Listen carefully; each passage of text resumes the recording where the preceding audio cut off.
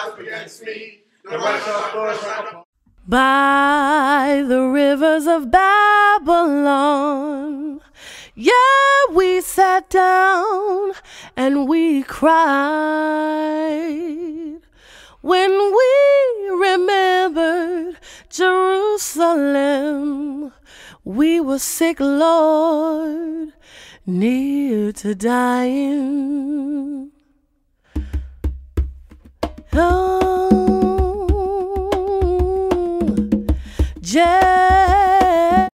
Surrounded by his people, from henceforth even forever. For the rod of the wicked shall not rest upon the lot of the righteous, lest the righteous put forth their hands into iniquity.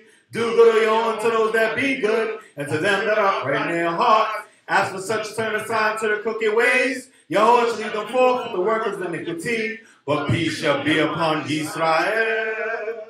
Hallelujah. Hallelujah. The book of Deuteronomy, as it is written in chapter 6, beginning in verse 4.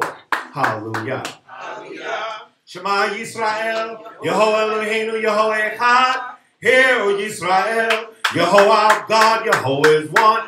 And thou shalt love Yehovah thy God with all thy heart, with all thy soul, and with all thy might.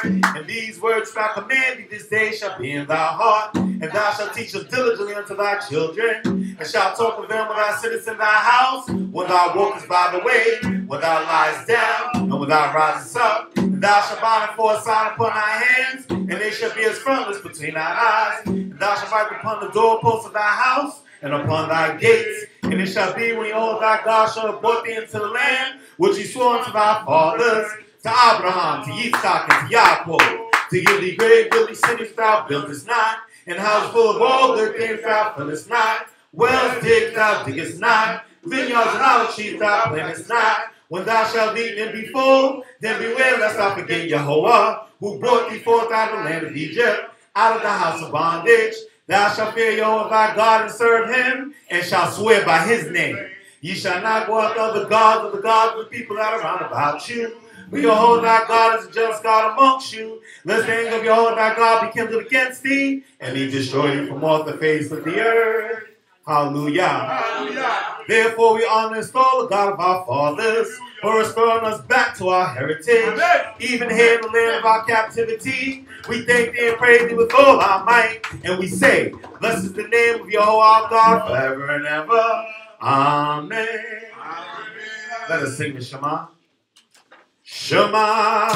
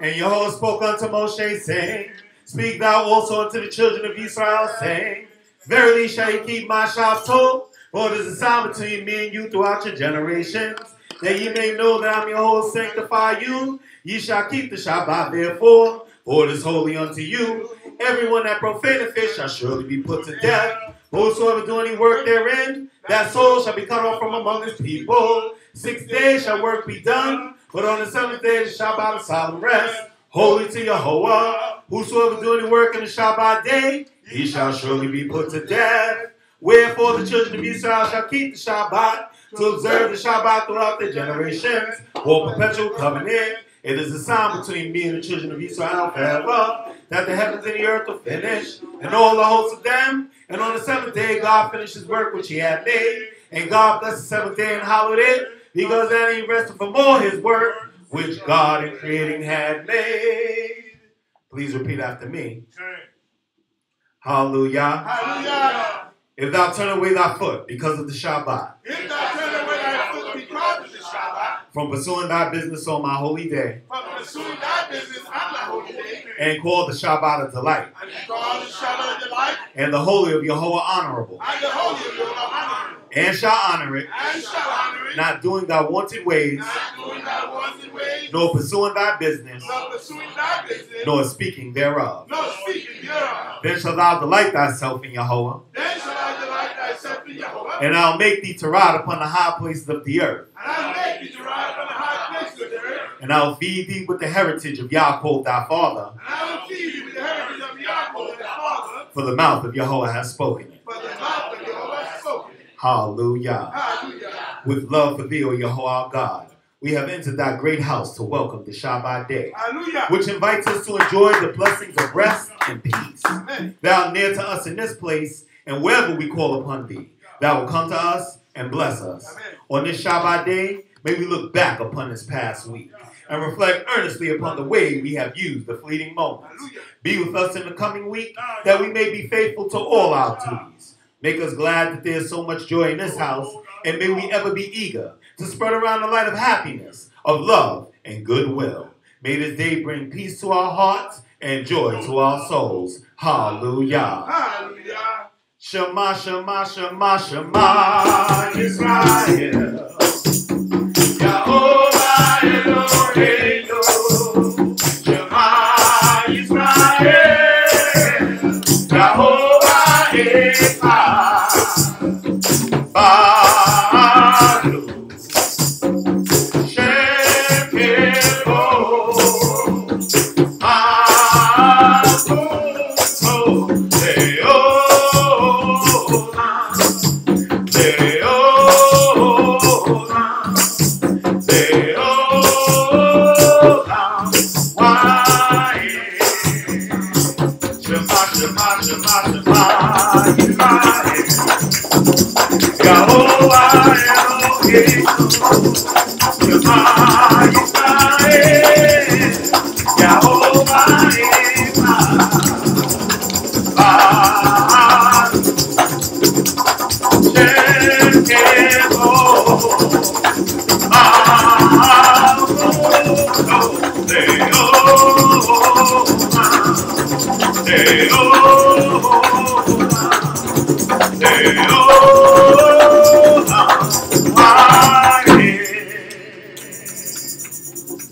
Hallelujah.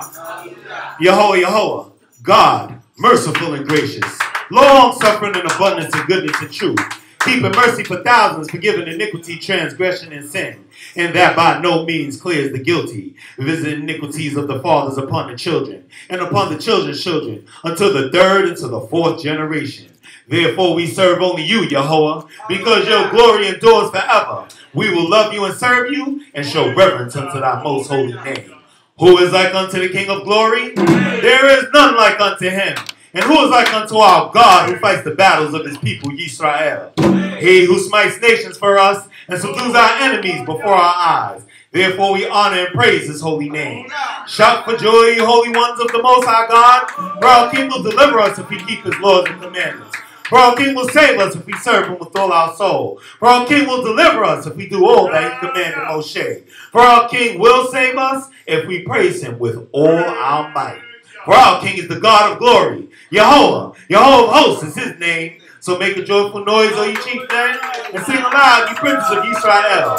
Let the daughters of Sion sing with joy, and let all the hosts of Yisrael clap their hands. For the King of glory is very near. From everlasting, even unto everlasting, thou art God. Hallelujah.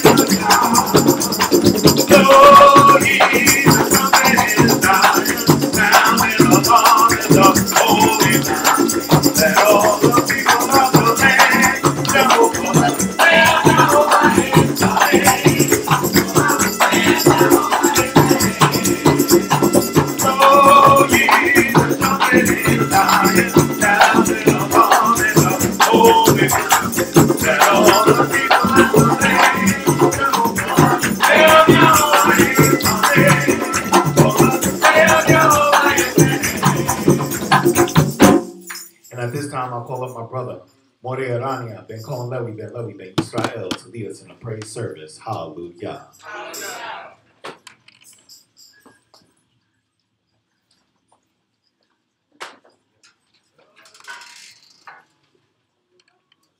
Shabbat Shalom Nicole. Shabbat Shalom.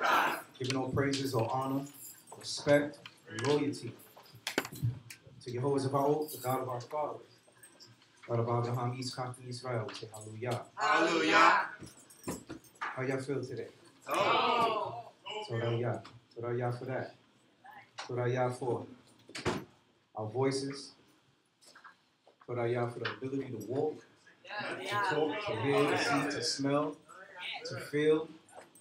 Thanking the Most High God for our homes, for our cars. Thanking the Most High God for our jobs, for our family, our mothers, fathers, sisters, brothers, aunts, uncles, cousins, nieces, nephews, grandparents, our Yeladim. Thanking the Most High God for all the things that we have. Most High God is good. He's great to us and merciful and compassionate. And I pray that He will continue to be merciful to us for His great name's sake, not for anything that we've done. Because we know if it was measured, our good deeds, we would be nothing. So we thank the Most High God for being ever so merciful. And we say, Av HaRachamim, Father of mercies. And we bless His name forever. Let's give thanks to this great God in song. Because the Most High God likes when we lift up our voice. So let's talk about the Most High God. We say, there is no God like Jehovah, the great King of the universe, always doing wondrous things. Let all Yisrael say, Amen. And in the Hebrew it says, Ein Elohei kimo Yahovah, Melech Hagadol le'olam, Osei Rach Devarim Niflim, Yomercho Yisrael, Amen. Hallelujah. Let us sing. Ein Elohei kimo Yahovah, Melech Hagadol le'olam, Osei Rach Devarim Niflim, Yomercho Yisrael, Amen. Lift up your voice. Ein Elohei kimo Yahovah, Melech Hagadol le'olam, Osei Rach Devarim Niflim, Yomercho Yisrael, Amen. Ein Elohei kimo Yahovah, Melech Hagadol le'olam, Osei Rach Devarim Niflim, Yomercho Yisrael, Amen. But English, there is no God like Jehovah, great King of the universe, always doing wondrous things. Let all Israel say Amen.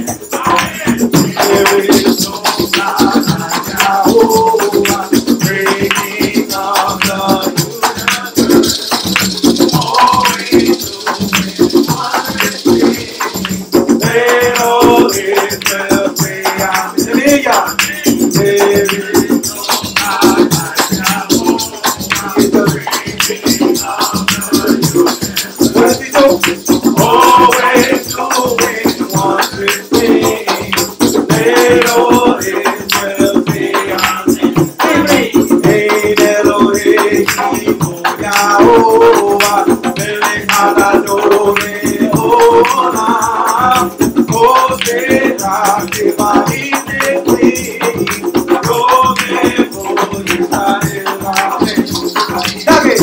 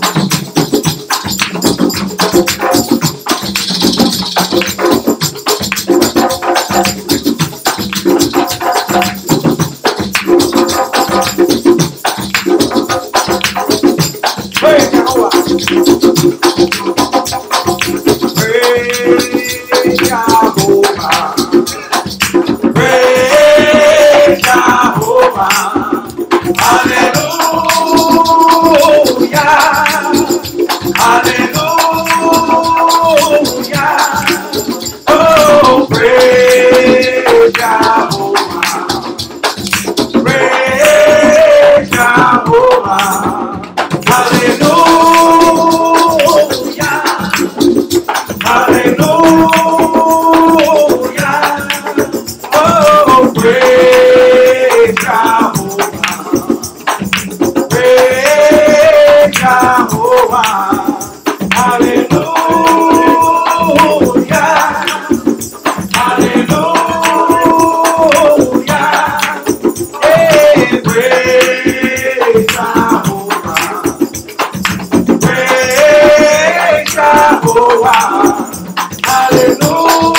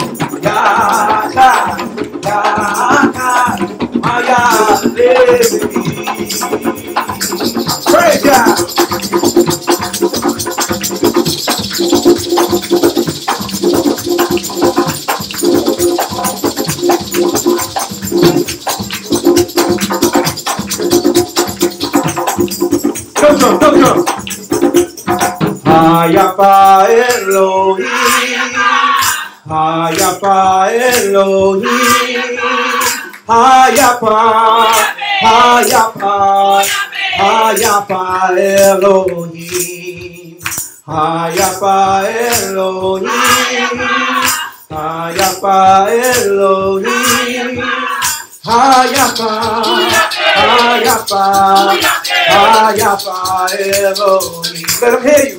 Yahuwah. Hallelujah. Yahuwah. Hallelujah. Did y'all have breakfast today? The Most High God woke you up today, didn't he?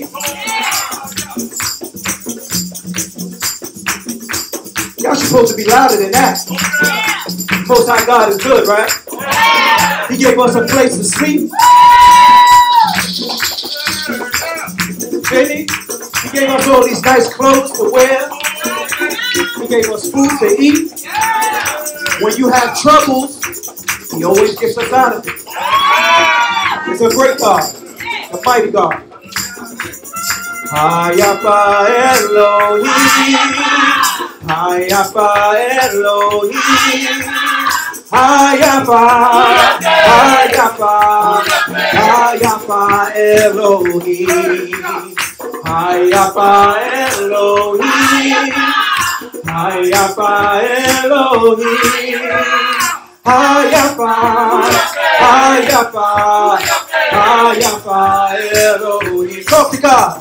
Yahuwah, Hallelujah, Yahuwah, Hallelujah, Yahuwah, Hallelujah. Hold on, breathe down. Sister Shikaria, I hear you. The Most High God hears you.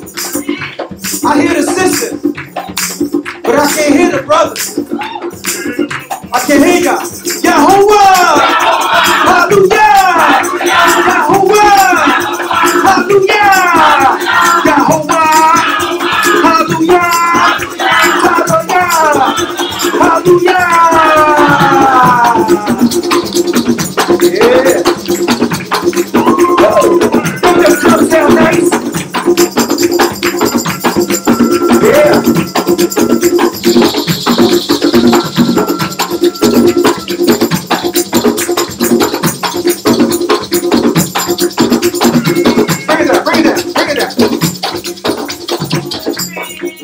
Them drums sound nice. Don't they sound good? Yes. Praise Jehovah. I like when y'all start the song. Praise Jehovah.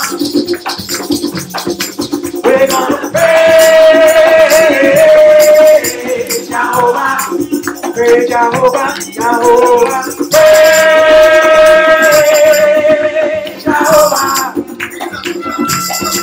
We're gonna praise Jehovah. We're gonna praise Jehovah. We're gonna praise Jehovah. I got one for y'all.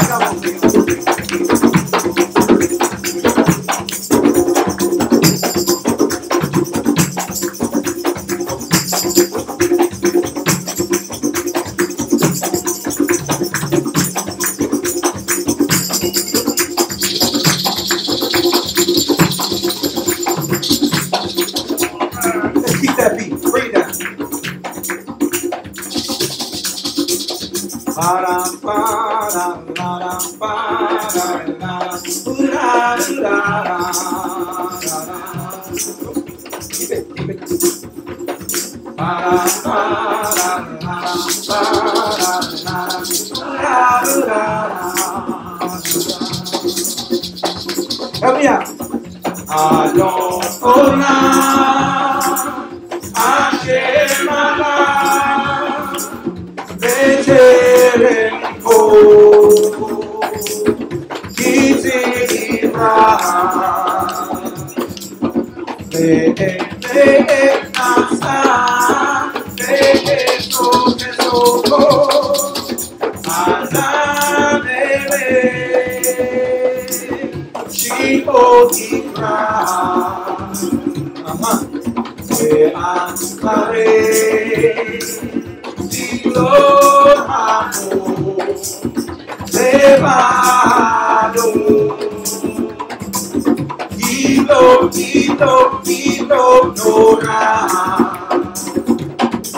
Wehu, Aya, Wehu,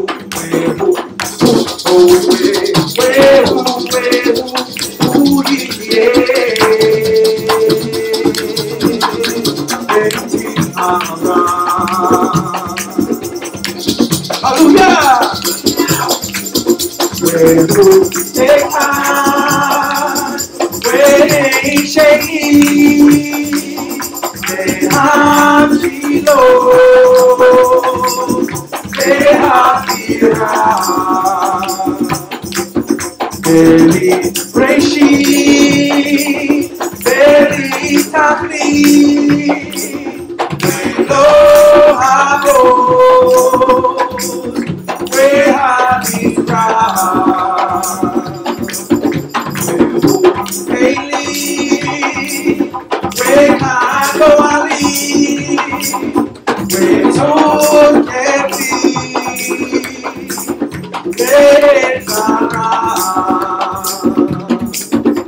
D.C. humanos narcosi bello el ella ado aquibruki de Isha Wayeira Ruki Kuhiati Yahovali Velo Mira Para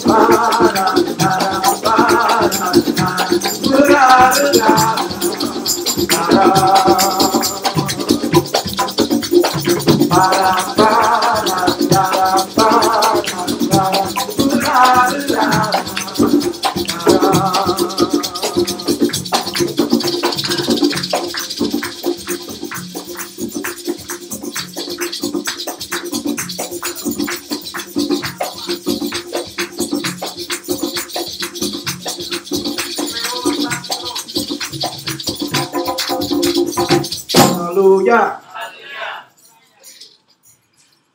Most High God is good. It's a beautiful thing to give praise to the Most High God. What else can we give Him? What do we have? We don't have anything. So give Him your loyalty. She said obedience. Be good to the Most High God, and He's going to be good to you. How do we be good to the Most High God? How do you be good to the Most High God? Doing His laws, His statutes, His commandments. Being a decent, clean individual. Be nice to people. Help people. Don't turn people away from this way. When you're out there misrepresenting, you're turning people away. Because they say, no, I don't want to do that. Look how they act. I don't want to be like that. Look at the foul language that they use. I don't want to be like that.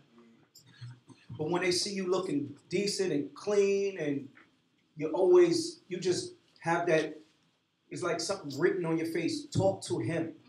Talk to this man right here. And they come and they speak to you, right? Because they look at the crowd and they say, that's the one I want to ask for directions.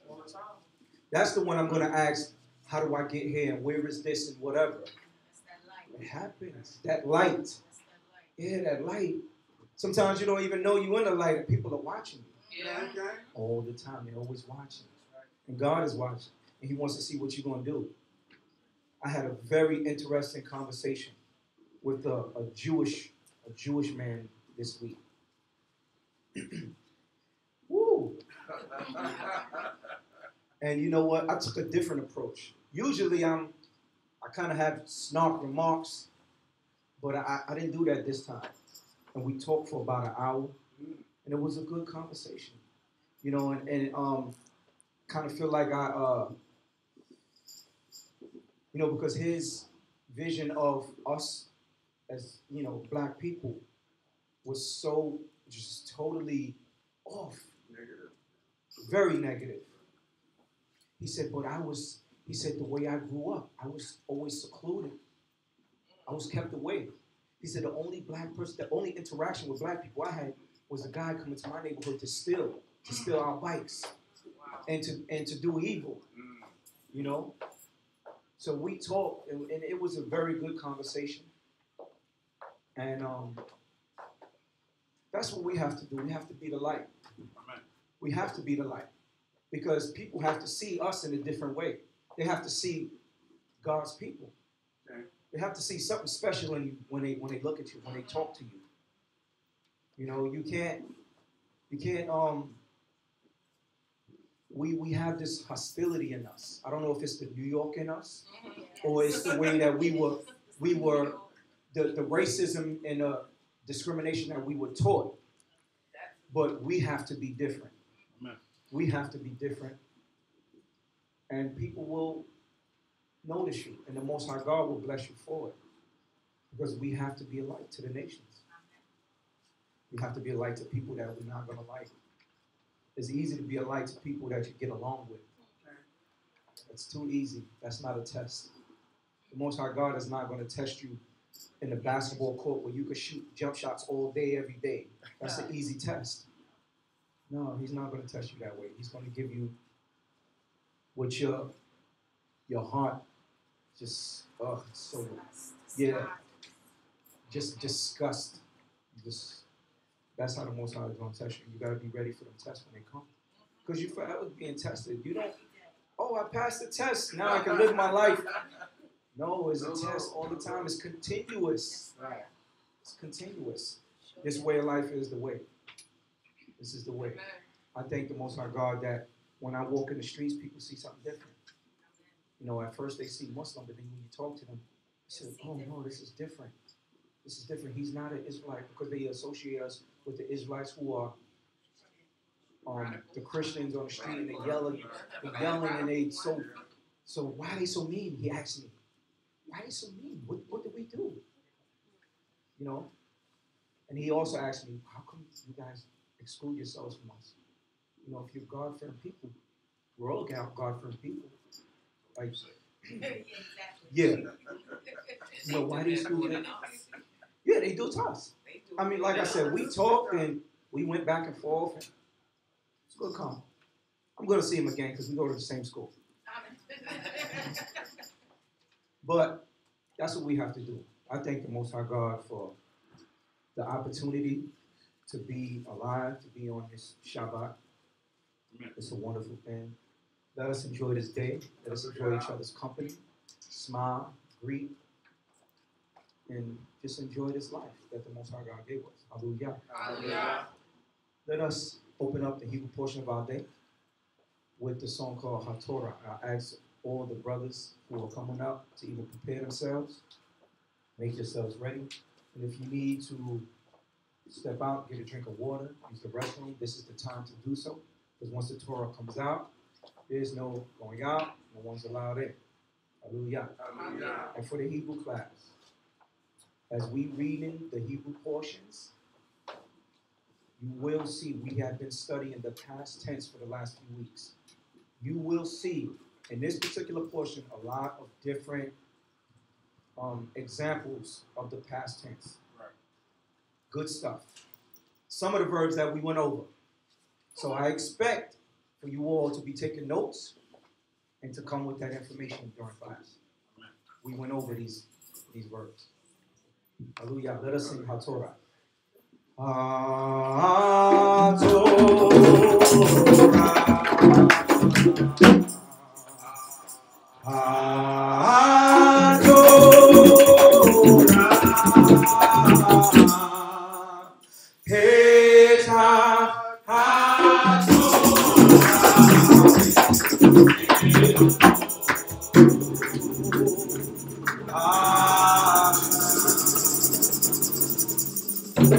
Whereby shall we return unto thee, Lord, for thy word to be fulfilled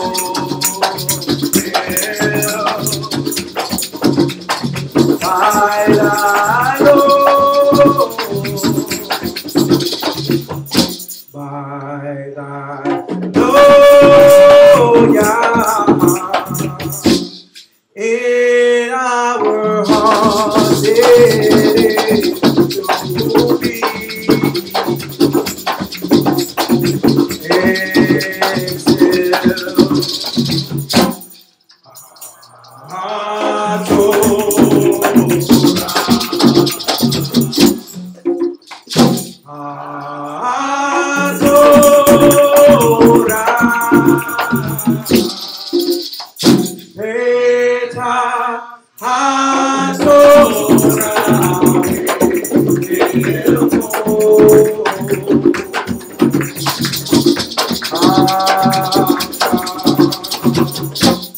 oh, how can we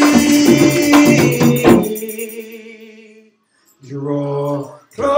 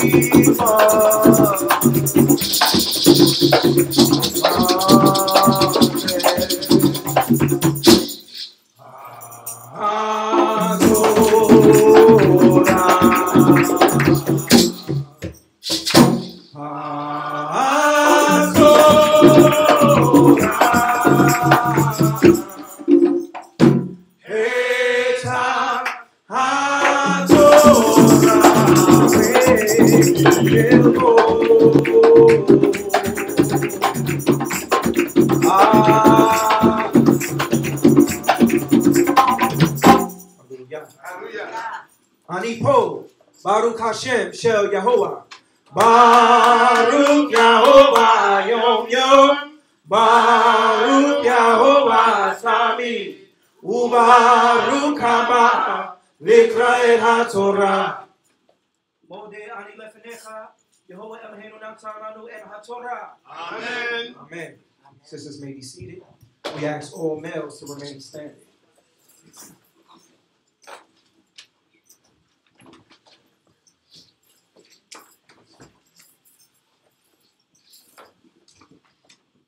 Today's portion will be in the book of Devarim, Salachli, Bereshit. Still in Devarim. Bereshit, which is Genesis. And this portion we'll be reading from is called Wayeira. Wayeira. And it is found in Genesis, the 18th chapter, the first verse, until the end of the 22nd chapter and the 24th verse. The first reader will read Genesis 18:1 to the end of the third verse. Hallelujah. Hallelujah. Kumo. Nikra et Hanasi. Nikra et Nasi Yeriel ben Issachar ben Yisrael. Baruch Yahovah Yom Yom. Baruch Yahovah Tamid. Ubaruch Haba. Likra et HaTorah. Modi ani lefaneka Yehovah natan lanu et HaTorah. Amen. Once again, Genesis, the 18th chapter, the first verse to the end of the third verse.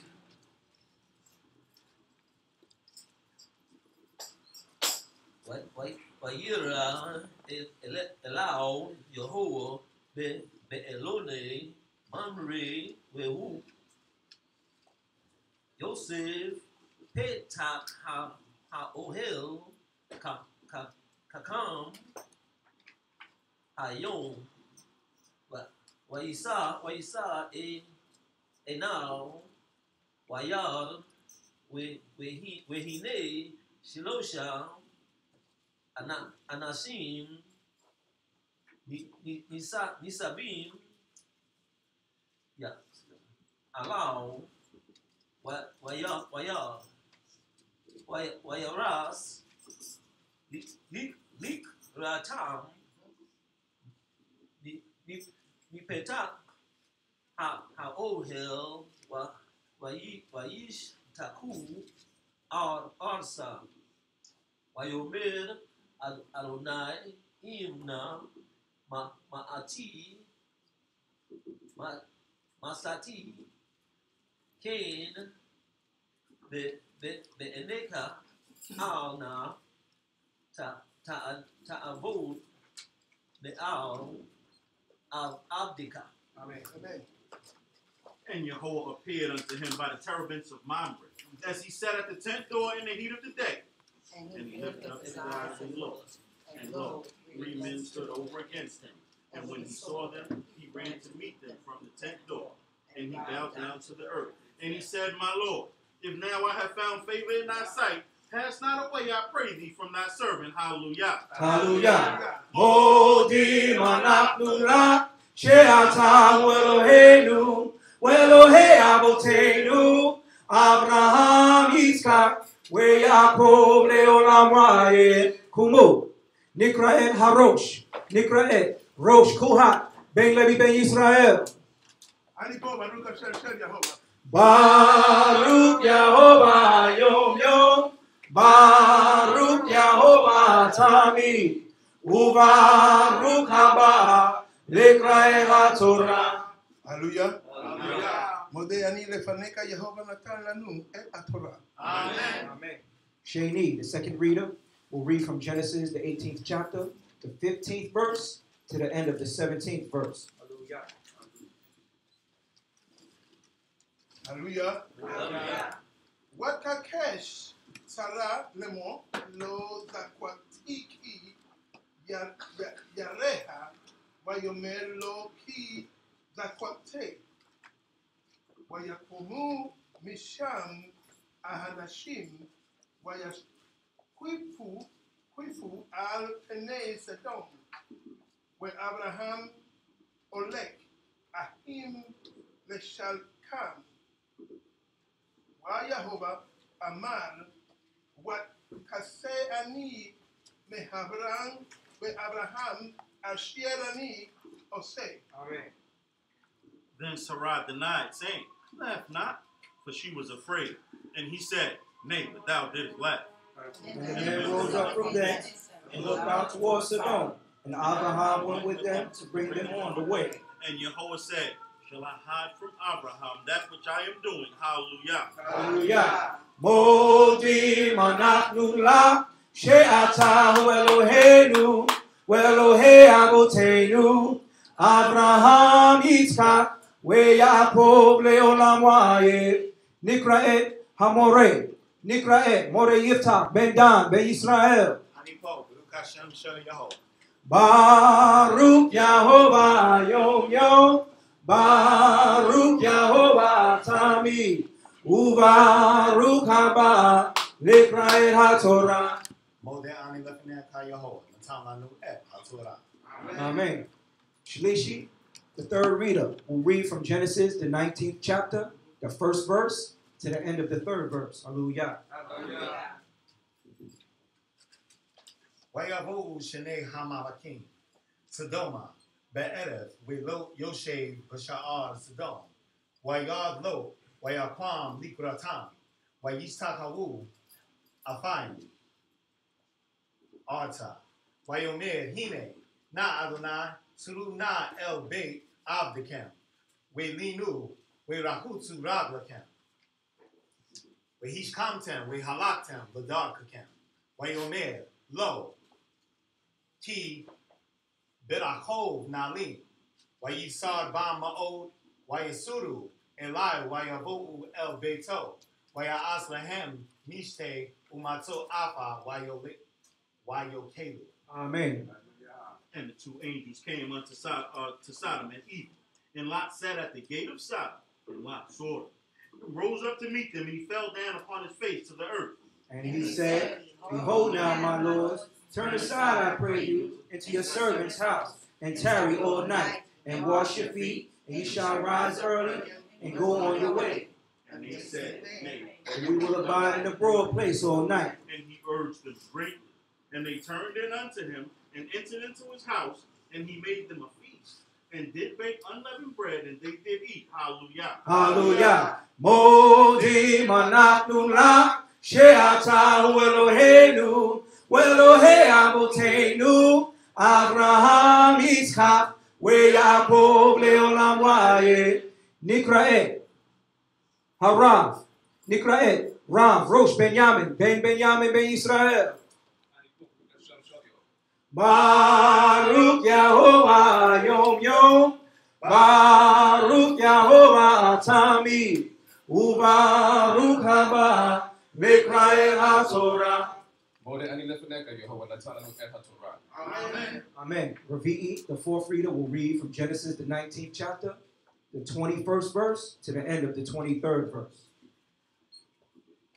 ויאמר אליהו, הנה נסעתי פניך דם לדבר הזה, לבלתי הפקי את העיר אשר דיברת, מהר הימלט שמה, כי לא אוכל לעשות הדבר עד בואך שמה, על כן קרא שם העיר סוער, השמש יצא על הארץ ולא בא סוערה. Amen.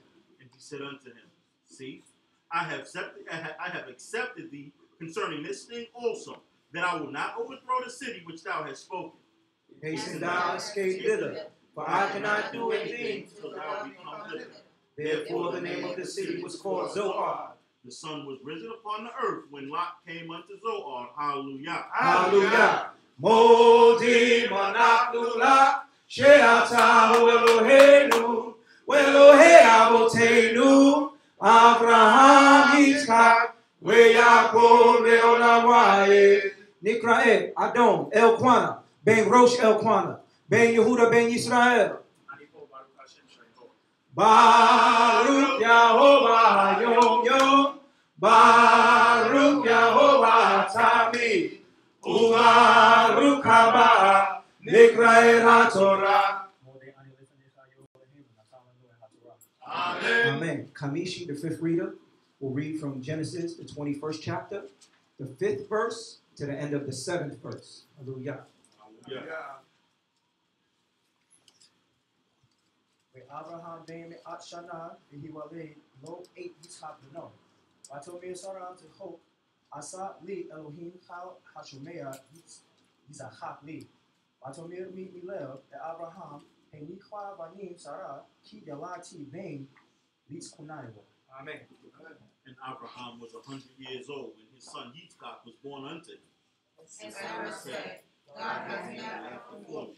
Everyone that heareth will laugh On account of me. And she said, who would have said unto Abraham that Sarah should give children suck? For I have borne him a son in his old age. Hallelujah. Hallelujah. Modi manaknula she'ata Eloheinu Elohe Avotenu Abraham Yitzchak Yaakov Leolam Waye Nikraet Ha'elem Nikraet Elimelech Ben Erania Ben Cohen Levi Ben Yisrael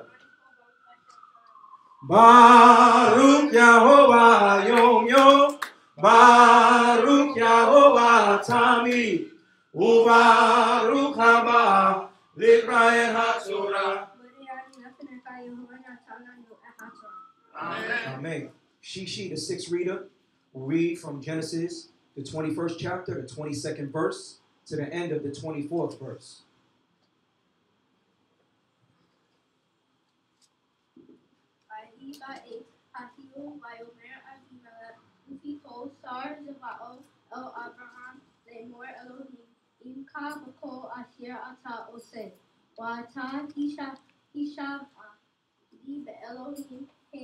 Hena im tispor li unini unefti kakesed ashir asiti im kata ase imadi wa im haaretz ashir gartaba.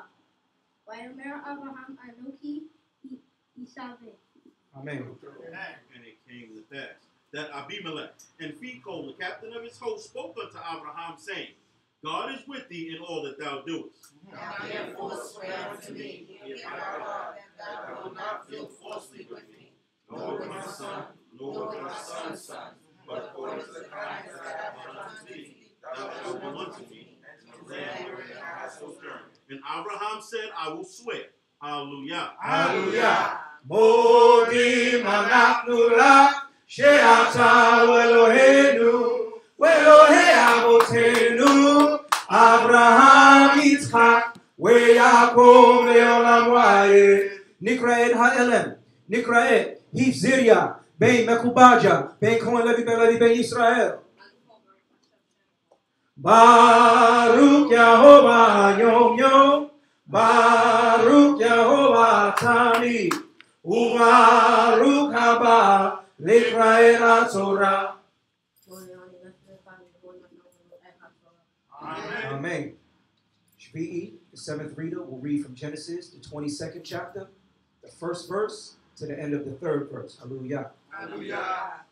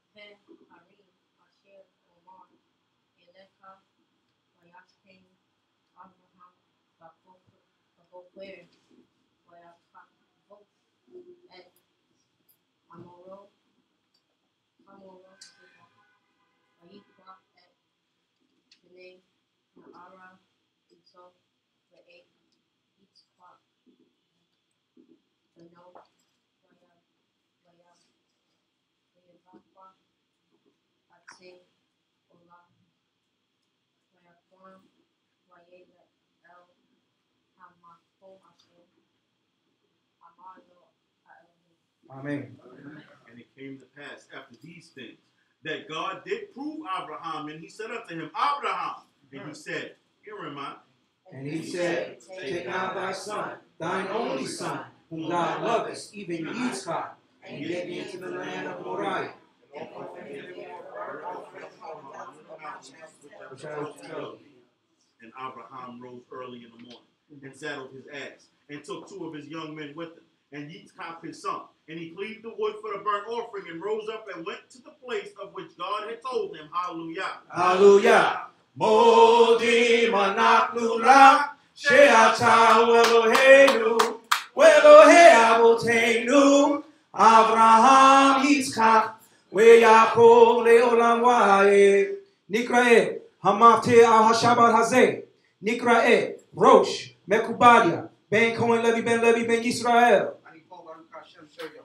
Baruch Yahovah Baruch Yahovah Tami Ubaruch Haba Nikra'e HaTorah.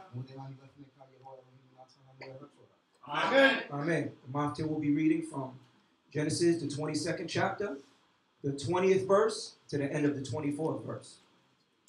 Wayehi achare Avraham ha'ele wayigala Avraham lemor hine yala milka gam hi bani the nakor akika et buz the kor et buz aki et Quemuel avi aram et kesed et hazo et pildas et yigla et Betuel yala et rivka shemona ele yalda milka the nakor aki Avraham the pilak show ushma reuma Betele gamhi et teve et gakam et takash et ma'aka. Amen. Amen. And it came to pass after these things that it was told Abraham, saying, Behold, Milcah, she also hath borne children unto thy brother Nahor.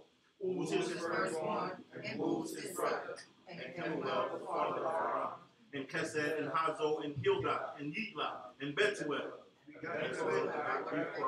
These 8 did Milcah unto Nahor, Abraham's brother. And his concubine, whose name was Reuma, she also bore Teba, and Gaham, and Takash, and Ma'aka. Hallelujah. Hallelujah. Modi malaknu la she'ata Eloheinu Elohei Avotenu Avraham Yitzchak Yaakov le'olam va'ed. Hallelujah. Hallelujah. Hallelujah. Hallelujah. Shabbat Shalom Nicole. Shabbat Shalom. You may be seated, brothers. Giving all honor, praise, respect, Amen. glory, and allegiance Amen. to the God of our forefathers, the God of Abraham, the God of Isaac, and the God of Israel. We all must say hallelujah. Hallelujah. Hallelujah. Hallelujah. How y'all feel, brothers and sisters? All right. All right. The Most High God is good to us, brothers and sisters. Amen. Amen. Amen. Amen. Thanking the Most High God for my life. Amen. Lives of my family, Amen. my loved ones. Thank the Most High God for all of you that are here. Thank the Most High God for the time that He gave my father, Cohen Levy. Thank the Most High God for my mothers. Thank the Most High God for all of you. It's a beautiful day, brothers and sisters. It's good to be alive. Amen. You know, brothers and sisters, a lot of things going on in this world. Yeah. I'm sure some of y'all was in Manhattan the other day. No. Guess what? Y'all here right now, so the Most High God spared your life. You know, we don't understand the things that the Most High God do for us. Oh, don't go that way. Why you didn't go that way? You always go that way. But not today. Because the Most High God is protecting us. He protects us whether we realize it or not. Sometimes we don't even know what's going on around the corner. You can't even fathom, oh man, I just missed that. Oh, they just did this over here. This just happened. But you missed it, brothers and sisters. You missed it. When I was young in high school, I went to the high school economics and finance. It was right across the street from the World Trade Center. The first time in '94 when it blew up, I didn't go to school that day. I don't know why I didn't go to school. I didn't cut. I just didn't go to school. No, cutting is when you go to school and leave the building. I was home the whole day. But it was crazy because my Ima called home. She already knew. She's like, I knew you stayed home. I was like, yes, you're right. You're absolutely right. But the most I gotta spend my life. I didn't know why. I go through that building every day. I hear you. The second time it happened, I was on my way. I was on the train at Chambers Street. I heard the first plane hit. Boom. Everybody upset. Oh, we're going to be late for work. I just went across this platform and went back home. I don't know. But the Most High God protects us. You don't even know what's going on.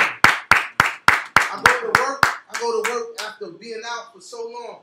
They tell me, oh, this happened, that happened, all this bad stuff happened. I'm like, wow, I missed all of that. Yeah. I'm not sad.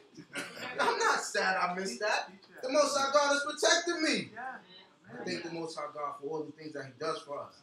Listen, God is good to us. If you don't realize it now, I'm telling you, you got to step into some of these places. Go outside for a little while. Stand on the corner for a little while and see if God is watching over you. Go out in those rainstorms and things like that and have to drive home. Listen, let me tell you something. How many of us drive in here? Let me see, show of hands. How many drives? How many times while you driving, you zone out? I said, how many times while you driving, you just zone out? Just for a couple of seconds. Come on, everybody do it. You zone out. I do it sometimes. I'm like, wow, how did I get this far? Your mind is doing this and doing this, and you think about that. But God is watching you. No accident.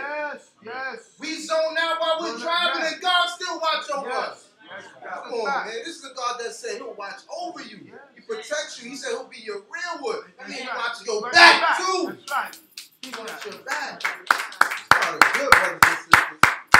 I mean, sometimes I'll just be driving. I'm like, just driving in my mind, just thinking about the game or whatever. I'm like, oh wow. And I'm looking.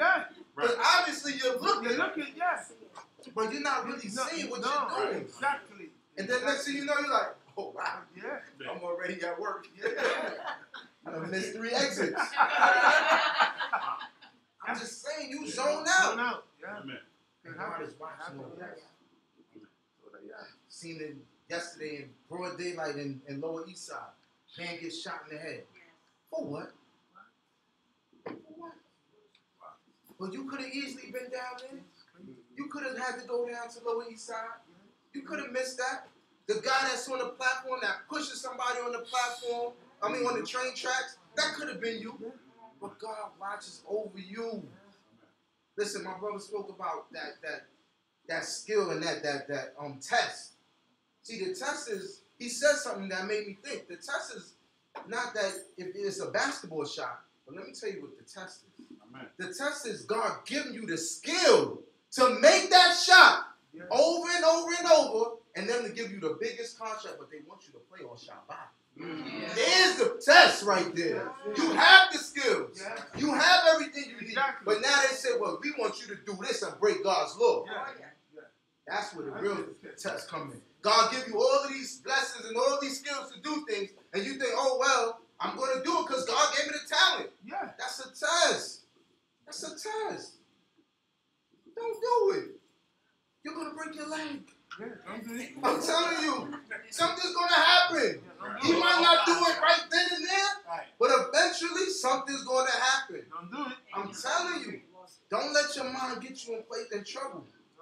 When I was young, I said, Dad, I got a skill. I can play ball. Oh, I'm going to be nice. I'm going to go to the NBA, and I'm not going to play on Shabbat. I'm not. But in your mind, you're thinking, oh, man, well, I'm going to get out of it. Your mind start going through things, well, I'm going to be the first Israelite in the NBA. It's not realistic. Because you're going to have to break some Shabbat. So my mind started going. I'm going to come up with this plan. I'm going to be in the first Israelite in the NBA. So I'm in the game. Fast break. I stole the ball. Boom. I'm going. I'm by myself.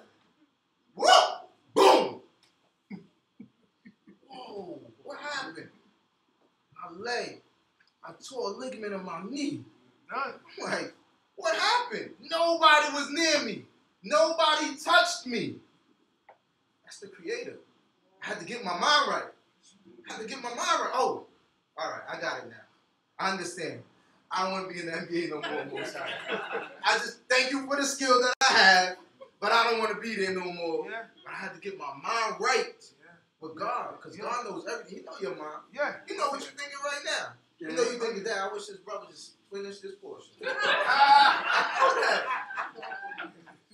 Put Yeriel in the back, man. I hope this brother don't waste none of my time. Don't let your mind get you in things, brothers and sisters. Don't let your mind get you in things that you can't get your cardio out of. Yes. Because when you start thinking craziness, it turns into your action. Yes. Teach that. Yeah. You start thinking all these things. Yeah. Oh, trust and believe. Your mind is going to make your actions do the same thing. Yeah. So think positive, brothers and sisters. Amen. Think goodly and godly thoughts. Exactly. So that goodliness and godly things can come to you. Yeah. So you can receive those blessings. Receive the mercies of the Most High God. Open up your doors for God to come in. That's right. That's right. That's right. You got to do something. You got to do right. You think God going to bless you and you doing crap? No. It don't work like that. Oh, God gave me this. He's the reason why I got this job, so I have to break the Shabbat. They told me I got to work the Shabbat. I'm going to make $70, $80 an hour. Ooh. That's the test. Don't fall for the test. Don't fall for that. Say, you know what? Thank you for the opportunity, but I can't accept it. Because God is bigger than that. Yeah. Okay. Understand that God is bigger than that. Down the line, you might not see it. Yeah. I mean, you might not see it right away, but down the line, you're going to benefit. Trust me. Yeah. Let's get into this portion. This portion right here talks about faith and mercy and trust. The same as the say did. Faith, mercy, and trust. It starts in the book of 2 Kings, the 4th chapter. It's only 23 verses. We're going to finish it out. We're going to go right through it because I'm not going to go past 20 minutes.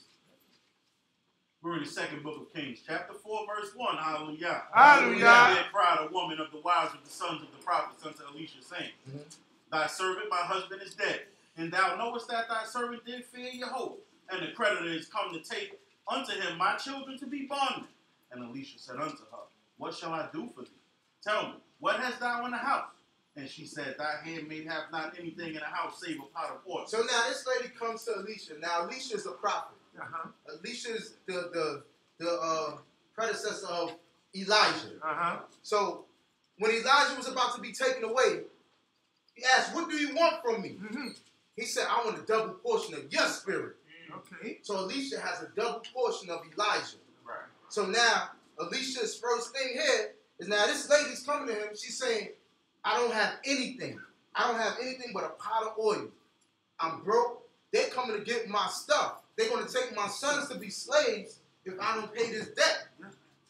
We all know about bills. Don't act like you don't know about bills and debts. Yes, we know. And when they say they're going to cut this off, they're going to cut it off. They mean it. Oh, they're going to cut it off. Yeah, it's going to get cut. Oh, your precious cable. No, they're cut. You know what's crazy? We'll pay the cable before we pay our gas. Yeah. Thank you. Huh? We pay our cable before we pay our lights. Yeah. Well, no lights, you ain't got cable. At least I can watch TV. Now with no lights. But they'll pay that bill first. Before the gas. Before you warm, you gonna pay your cable? Huh? Before you can cook? Yeah. So here it is. They're gonna take her stuff.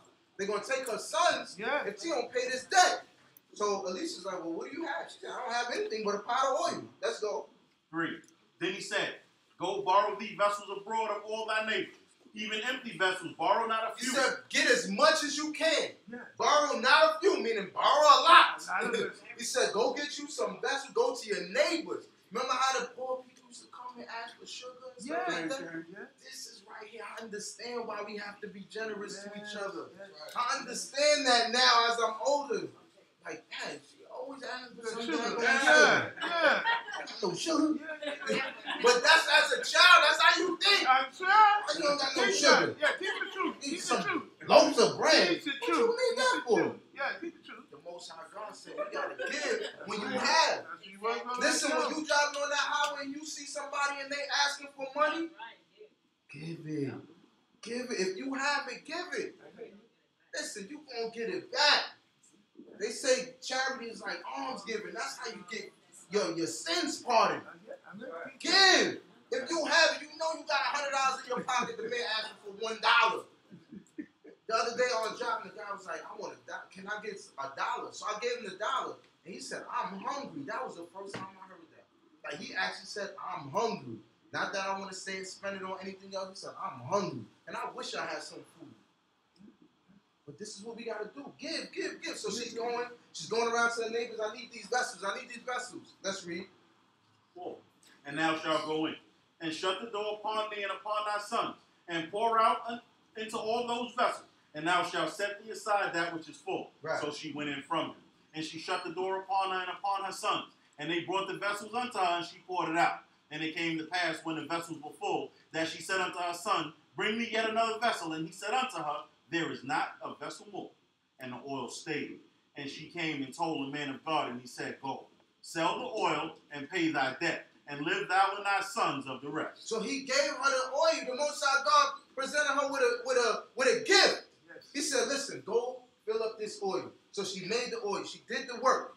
So now she's getting the oil. And now he said, go and sell it. So now, with these same vessels, she got to go and sell it. Yeah. Work. You have to work. Work. It didn't just come to her. No.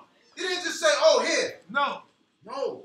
He said, go do your part, and then I'm going to do my part. There you go. That's how God wants us to do it. That's right. Do the Lord's commandments and statutes and receive the blessings of God. There you go. Do what God asked of you and receive. That's right. But you got to do something first. You can't sit on your behind No. and think that it's just going to come to you. Doesn't work Oh, like Lord, that. I'm broke. No. Please help me out this jam. Yeah. Watch cable. It don't go like that. Don't. You got to actually go out there. Interview after interview. Interview after interview. That's right. You're overqualified after you're overqualified. Never seen somebody underqualified. They always say you overqualified. Okay. You're overqualified. Well, then take away some of the work. Yeah. And then I'll be at the level that you need me to be. I'll be qualified. Yeah. You know, this is God showing us we got to do something. Okay. We can't just sit on our behinds and think the things that we want is going to just come to us. No. It doesn't go like that. Doesn't work like that. You want something from God? You got to go and get it. Yeah. You got to pray. You got to work. That's right. God, please help me out this situation. Whatever the situation. Oh, Most High, I need to, I got some bills piled up. I remember I prayed for this. I said, God, I got bills. I need to get out these bills, you know, Most High. Let me hit the lotto. You know, I always go for the biggest one. I'm going for the lotto. So God don't play like that. He said, oh, okay. I ain't going to give you the lotto. I'm not going to let you hit on the scratchies. He said, but get some overtime. He gave me all the overtime I needed. I was at work, midnight, day tour, 4 to 12. I just kept wrapping around. But God said, you know, I prayed for this, and he gave it to me. He gave it to me the way he wanted to give it to me. You understand what I'm saying? I still received what I asked for, but it came in a different way. You got to know your blessings when they come. It's not going to come the way you expected. You need money, God is going to give you a job. You got to work. He said, you want more money, then I'm going to give you some overtime. But you got to work, brothers and sisters. Let's read. 8. And it fell on the day that Elisha passed to Shunem, where there was a great woman, and she constrained him to eat bread. Right, she said, come in, come eat bread. And so it was, that as oft as he passed by, he turned in thither to eat bread. And she said unto her husband, Behold now, I perceive that this is a holy man of God, that passes by us continually. She said, I perceive that this man is a man of God. That's what people are supposed to see in all of us. Amen. Oh, that brother right there, that sister right there, they of God. They men and women of God. That's how you people supposed to look at you and see. They're not supposed to come at you with foolishness. They're supposed to be able to say, listen, brother, listen, sister, can you help me with something? Can you help me with this? Can you show me which way to go with this? And not think that you're going to tell them to make a right, and then make another right, and then make another right. And when you come back to me, you realize I don't have the directions that you're looking for. No, it don't work like that. Don't do that. But God is showing you that this man was a man of God. So let's read on. Let us make, I pray thee, a little chamber on the roof, and let us set for him there a bed, and a table, and a stool, and a candlestick. This is where I believe these churches get the idea of the upper room. You see some of these churches called the upper room? The upper room this, the upper room that, all of this upper room. That's where they got that from. Upper room. Let's read. And it shall be when he cometh to us that he shall turn in thither. Right. And it fell on the day that he came thither and turned in unto the upper chamber and laid it. And he said unto Gehazi his servant, call the Shulamite. And when he had called her, she stood before him. And he said unto him, say now unto her, behold, thou hast been careful for us with all this care. What is to be done for thee? See, the Most High God is showing us something else here. When you're nice to people, it will come back in return. Okay? Amen. He said, so now, you've been so nice to us, what can we do for you now? And that's what they're asking her. Wouldst thou be spoken for to the king, or to the captain of the host? And she answered, I dwell among my own people. And he said, what then is to be done for her? And Gehazi answered, verily she hath no son, and her husband is old. And he said, call her. And when he had called her, she stood at the door. And he said, at this season, when the time cometh around, thou shalt embrace a son. And she said, nay, my Lord, thou man of God, do not lie unto thy handmaid. Right. And the woman conceived, and bore a son at that season, when the time came around, as Elisha had said unto her. Right. And when the child was grown, it fell on the day that he went out unto his father, with his father to the reapers. And he said unto his father, my head, my head. And he said unto his servant, carry him to his mother. And when he had taken him and brought him to his mother, he sat on her knees till noon, then died.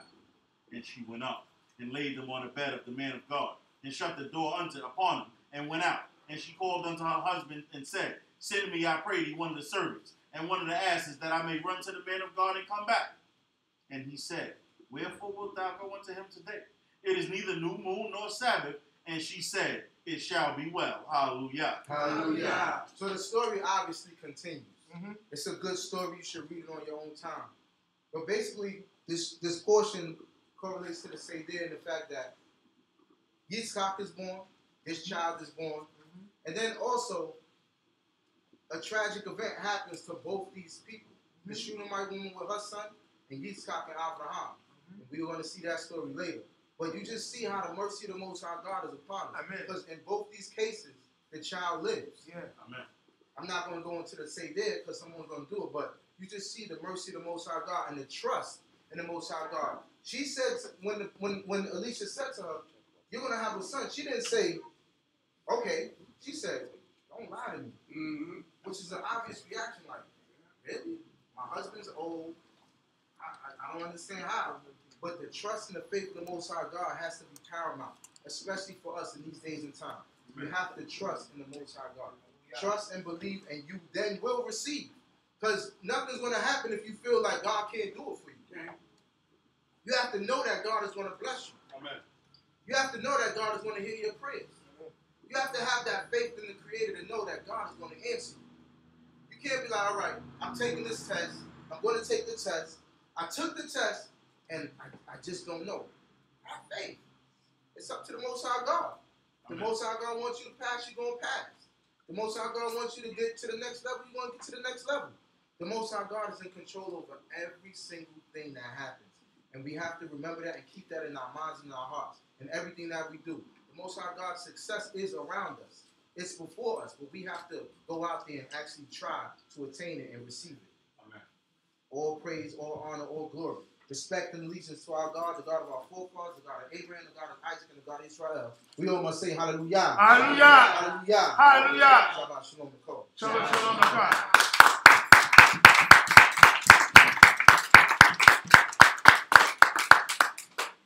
Hallelujah. Hallelujah. Thank you, Most High God, for the life of our brother, Chief Mekubadiah Ben Cohen Levy Ben Levy. Amen. Thank you, Most High God, for his words. and thanking the Most High God for the words that were left on record. We thank the Most High God because the Most High God has been generous to us. He's left our history on record so that we could even go into it and look at our people. And when we read these books, we identify with this because this is real life stuff.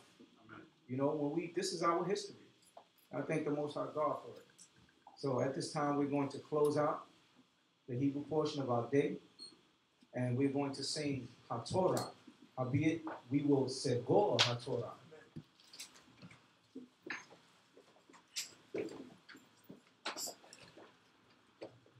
And a little later, maybe this afternoon, I want to introduce y'all to a new song.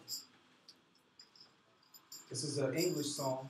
It should be easy for us to learn. It's a song that I've known this song since I was a little kid. But my brother Maury Hoshea, he kind of revised it. He added some words. He didn't write the song, but he added a few verses in it. And it's a very nice song. The name of the song is called God is in His Holy Temple. If you heard it before, we're going to try to sing it. I'm going to get y'all the words. We're going to make that another song that we can add to our repertoire. Hallelujah. Hallelujah.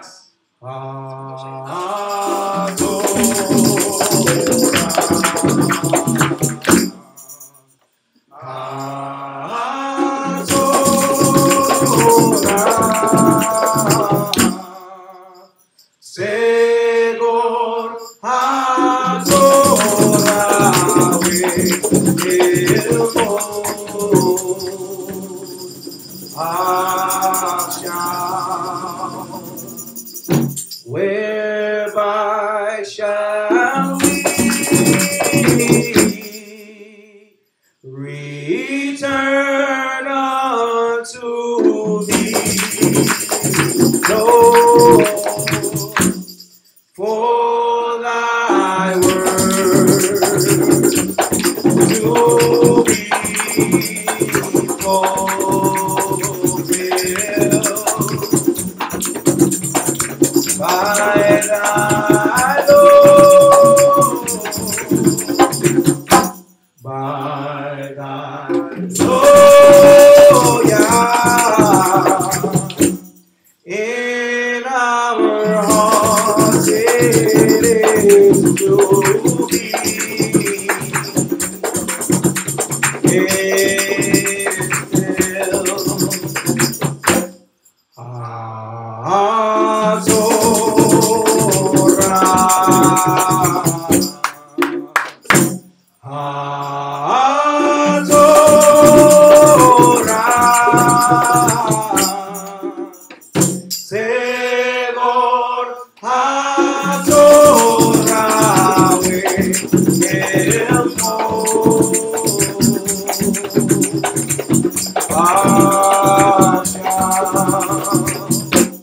Oh, how can we draw closer to each other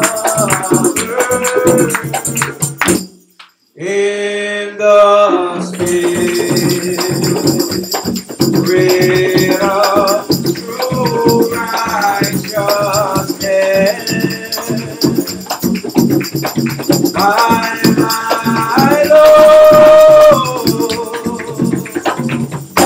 by thy Lord, Yah, is the only way we must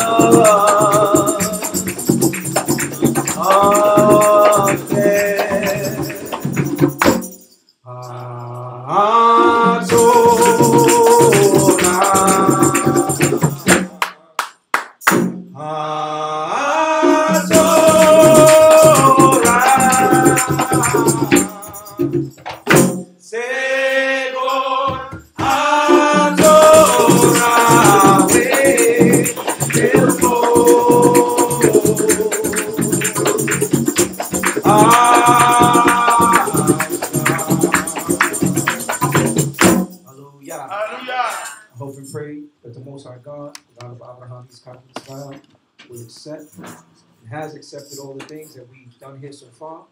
And he will put a blessing on us for his great name's sake. Hallelujah. Hallelujah. At this time, I'm going to bring my water. Nice. I'm going to bring before you our teacher of the morning. And I pray that the Most High God is with him in his words and his thoughts, and that you all will give him your undivided attention and even learn about our history. Hallelujah. Hallelujah. As I bring before you the leader of this congregation, D.C.B, Prince Yeriel, Ben Issachar, Ben Yisrael, Baruch Haba.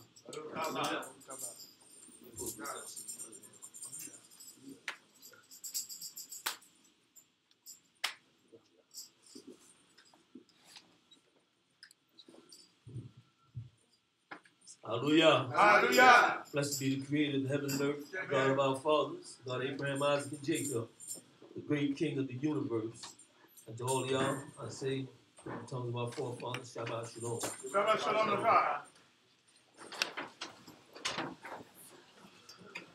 How y'all feeling today? Great.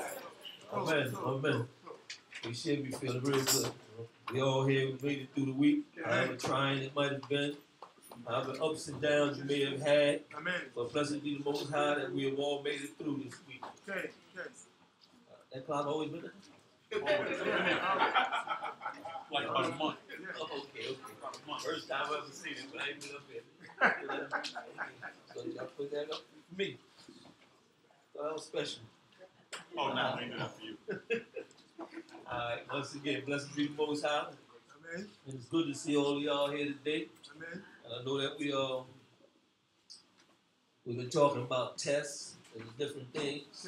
You know, definitely the Most High, he does test us. He does put us through trials and tribulations to check our hearts, you know, just to see where we at. You know, in the story we're going to read today about our forefathers and our great mothers, we're going to read about tests. We're going to read about, y'all going to hear me say something a lot of times, communication. Because communication is key, is very necessary. You know? A lot of people think you can just, think something in your head. Sometimes you got to talk to people about what you want. You know, communication. We have it with the Most High. We have it husband to wife. We have it mother and father to children. Got to communicate. On jobs is very key.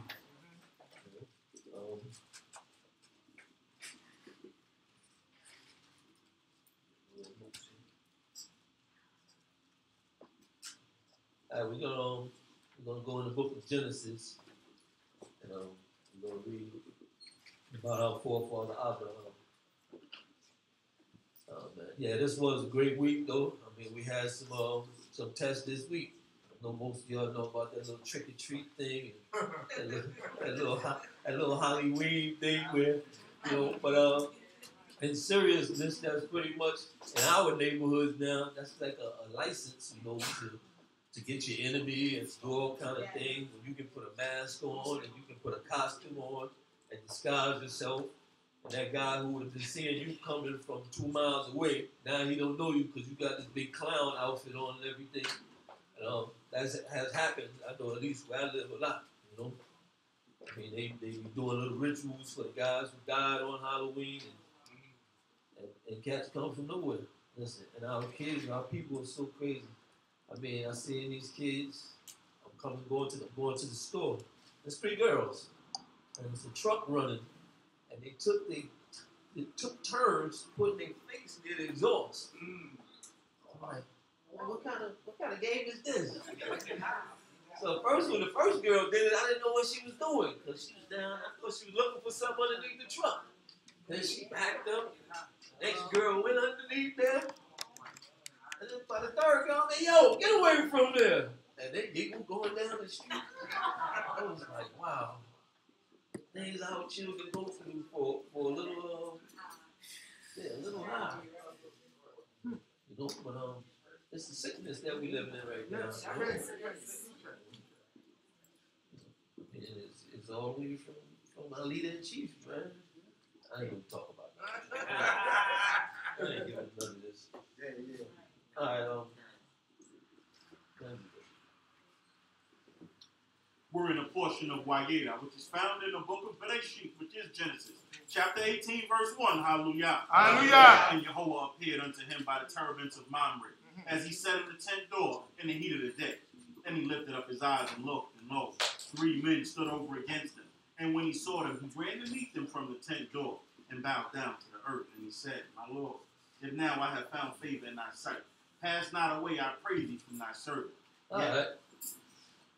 Okay, Abraham, right? Like most people back in the times, we didn't have all the luxuries that we have in the houses these days. So, one of the things they did was sit out, in front of the tent, while things, maybe Issachar doing something inside, and you're just watching how things are going on. You may be watching kids, the children play or whatever, but you're waiting and you're watching for people to come out, because that was one of our most one of the things we did most, show our hospitality.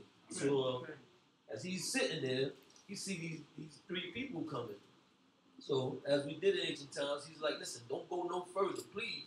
That's how we did. We said, I pray you, pull in. Because they've been walking for a while. Right. You don't recognize them, so they're not from close by.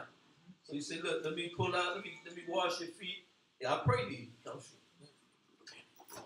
4. Let now a little water be fetched and wash your feet, and recline yourselves under the tree. And I will fetch a morsel of bread, and stay in your heart. After that shall you pass on, for as much as you have come unto your servant. And they said, so do as thou hast said. All right, they said, do what you said. And that's like acceptance of what Abraham was bringing to them. And he brought it in the most humbling way. He was like, let me fetch some water to clean your feet and a morsel of bread. Mm-hmm. You know you're going to get more than bread, but you're saying it in the humblest way. Just let me get you some bread or something. Come see. 6. And Abraham hastened into the tent unto Sarai and said, make ready quickly 3 measures of fine meal, knead it and make cakes. And Abraham ran unto the herd and fetched the calf, tender and good, and gave it unto the servant. And he hastened to dress it. All right, communication. Again, once he seen these men, he communicated with them, and he was like, well, let me do this for you. And they said, do as you said. Now he runs to his Isha and says, Isha, fix this up. Now he had to go to her first just to make sure, you gonna do this? I don't want to tell him that we're going to do this. Teach that. The communication was already there. He knew once he turned from there, we don't know what size the tent was. She might have been there anyway. We probably going to see later on. But he said, fix this for them. Boom. And there was no lingering and arguing. As Chief said, he had to go back and forth. Like, no. He said he hastened into the tent of Sarah and said, make ready quickly 3 measures of flour. And then he left off there. Then he went to fetch the calf. Mm-hmm. And he said to the lad, some saying the lad was Ishmael. So we don't know who the lad was. They told the lad to get that also. Communication. Everybody is on point here. Exactly. You know what I mean? Going through all of this, so everybody's on point. So everybody's doing what they do. Come shoot. 8. And he took curd and milk and the calf, which he had dressed, and he set it before them. And he stood by them under the tree, as they did eat. And they said unto him, where is Sarai thy wife? And he said, behold, in the tent. And he said, I will certainly return unto thee when the season cometh round, and lo, Sarah thy wife shall have a son. And Sarah heard in the tent door, which is behind him. Okay, again, communication. I can't get this part out. Okay, they said about he took curd and milk and the calf which he had dressed. Okay, so we know that throws off that theory they say that you can't have meat and cheese together. Yeah. You're gonna have some that argue and say, well, he gave them the milk and stuff first, and then gave them the meat later on. So that was acceptable, but they had that together. It says they put all that together. Yeah, together. He says, and they said unto him, where is Sarai thy wife? And he said, behold, in the tent. And he said, I will certainly return unto her when the season cometh around. And lo, Sarah thy wife shall have a son. And Sarah heard it in the tent like I said, again, we don't know how big this tent was, but she was close by. But she heard that. Like our other mothers, we gonna find out about. There's a lot of things you can hear when you stand by that tent door. I find another reason everybody stood by that tent door, because a lot of ear hustling with a cup. Yeah, with a cup by the tent door, you can hear what's going on all around you. And she might have been dressing her stuff at the same time, but here's again communication. The Most High is telling them, listen, in a set time next year, you're gonna have a child. So again, this is a test of your faith, as we talked about tests. And this is the Most High giving us a promise. 11. And Abraham and Sarah were old and well stricken in age. It had ceased to be with Sarah after the manner of women. And Sarah laughed within herself, saying, After I am waxed old, shall I have pleasure, my Lord, being old also? And Jehovah said unto Abraham, Wherefore did Sarah laugh, saying, Shall I surely bear a child, who am old? Is anything too hard for Jehovah? At the set time I will return unto thee, when the season cometh around, and Sarah shall have a son. Then Sarah denied, saying, I laughed not, for she was afraid. And he said, Nay, but thou didst laugh. All right, so Moses talked to him. He said, listen, he said, Sarah don't believe that there's nothing impossible for the creator of heaven and earth. As we should all know, there's nothing that the Most High, he gave you this age. He can give you a baby at any time. Most High can do anything, but it's just your trust. You know, and Sarah being Abraham's wife, I'm sure they've been through so much. She trusted in the Most High, but it just didn't seem the normal. It wasn't normal, so she just, and this was inside of her, she checked right. It wasn't like she just like, my father again. She did this within. It was like a wow. You know, and it wasn't a laughter where, you know, I know father can't do it. It's just the imagination of it. Wow, he giving he's your baby at 90 and he'd be 100. Wow, that was, you know, that was a great, it was a good laugh. But nevertheless, it was a laugh inside. And the Most High sees all things. So just a sign to her that he can do all things. Why you laugh? And she got scared and denied it. First he told Abraham, then he went straight to her. No, you did laugh. You laughed. So that put more fear than like, wow. But you know, this is what the Most High, he shows us. He shows us in little ways, but we have to, knowing this creator, we have to be paying attention and be visual to these things. And you can see the signs coming from the Most High. 16. And the men rose up from thence and looked out toward Sodom. And Abraham went with them to bring him on the way.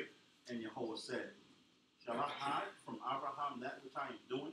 Seeing that Abraham shall surely become a great and mighty nation, and all nations of the earth shall be blessed in him. For I have known him, to the end that he may command his children and his household after him, that they may keep the way of Jehovah, to do righteousness and justice, to the end that Jehovah may bring upon Abraham and that which he has spoken of him. Okay, the Most High knows us. He knows our heart.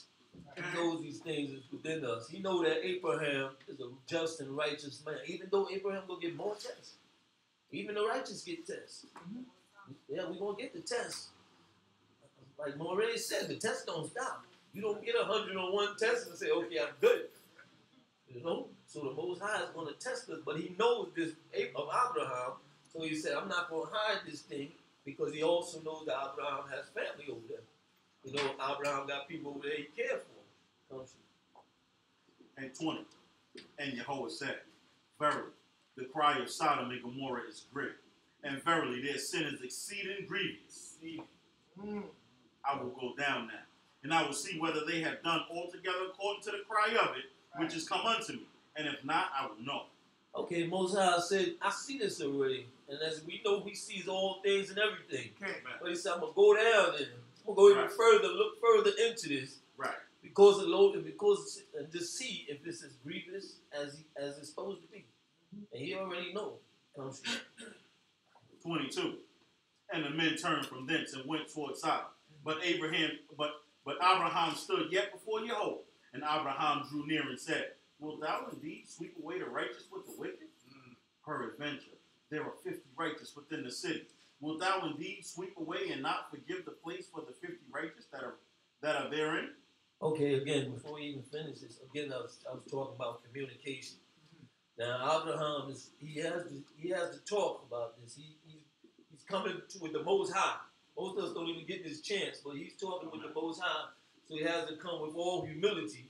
But he's got to put his pride in. And sometimes you got to talk to the Most High. You just can't take it for granted, and or he could have just went straight to the chase and say, "Hey, can you say no?" Right. But it may be some righteous people there. So he's asking the Most High for 50. Will you do it? Yeah. And then they communicating more. Sometimes you got to communicate. And you say, "Wow, I may fall short." You ask for something and say, "Oh, Most High, if I get," or when you ask your parents. Let's not even go that far, Most High. You ask your parents, "If I get a 90 on this test, are you going to buy me those shoes?" They say, "Yeah, you get a 90, I got you."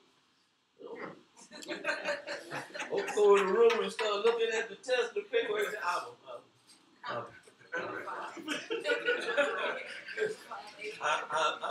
been thinking this thing over. You know what I mean? I'm saying to the reality, what if I get an 85? Huh? I think 85 will still give you the shoes. You can get that for 85, you got them, bro. What if I just pass? Yeah. You got to break it all the way down till Alba. Look at this book, Alba, and see if you can pass it, Alba. See if this test you can pass with an 8, Alba. 65 do. And I look at it and I don't know what it's talking about. We get a 65 on that, man. We both get the pass shit. But we had to communicate this. We had to get it around. So this is what Abraham is doing for the sake of his family, but for the sake of any stranger that he might know that don't know that's there. 25. That be far from thee to do after this manner, to slay the righteous with the wicked, so that the righteous should be as the wicked. That be far from thee. Shall not the judge of all the earth do justly? And Jehovah said, if I find inside of 50 righteous within the city, then I will forgive all the place for their sake. And Abraham answered and said, behold now, I have taken upon me to speak unto Jehovah, who am but dust and ashes. Peradventure there shall lack 50 of the 5 righteous. Wilt thou destroy all the city for a lack of 5? And he said, I will not destroy it if I find there 40 and 5. Sometimes you got to bargain. You got to bargain. And that's the creator of heaven and earth. But with humility. He's doing this with humility. He said, we know that you are the judge of all the earth justly. We know that you deal justly, Most High. So, you know that what I'm asking might be really far-fetched. Because you're telling me that you've seen the wickedness and the things going on down there. And I done heard some stuff on this side. I don't even want to go that way, but I done heard about them side of the more people. So I gotta bargain with you because I might be going a little too far for this. 29. And he spoke unto him yet again and said, peradventure there shall be found 40 there. And he said, I will not destroy it for the 40's sake. And he said, oh, let not my Lord be angry, and I will speak. Peradventure there shall be 30 found there. And he said, I will not do it if I find 30 there. And he said, behold now, I have taken upon me to speak unto Jehovah. Peradventure there shall be 20 found there. And he said, I will not destroy it for the 20's sake. And he said, oh, let not my Lord be angry. And I will speak yet this once. Peradventure 10 shall be found there.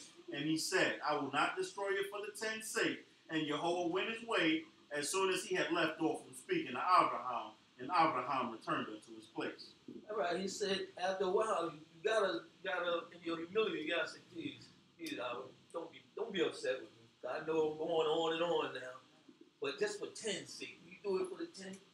And then he said, I'll do it for the 10's sake. And then he said, the Most High left all spirit.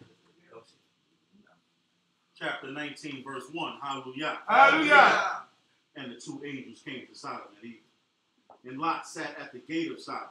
And Lot saw them, and he rose up to meet them. And he fell upon his face to the earth. And he said, behold now, my lords, turn aside, I pray you, into your servant's house, and tarry not all night, and tarry all night, and wash your feet, and ye shall rise up early and go on your way. And they said, nay, but we will abide in the broad place all night. Okay, again, communication.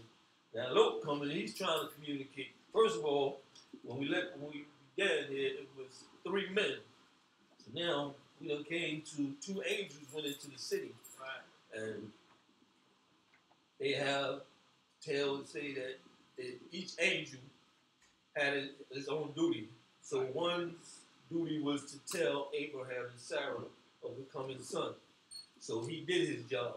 Then they said there was another one that was supposed to save Lot from Sodom and Gomorrah, and the third one that was supposed to destroy Sodom. So all I know is that one broke off, and now there's 2 angels coming to see Lot.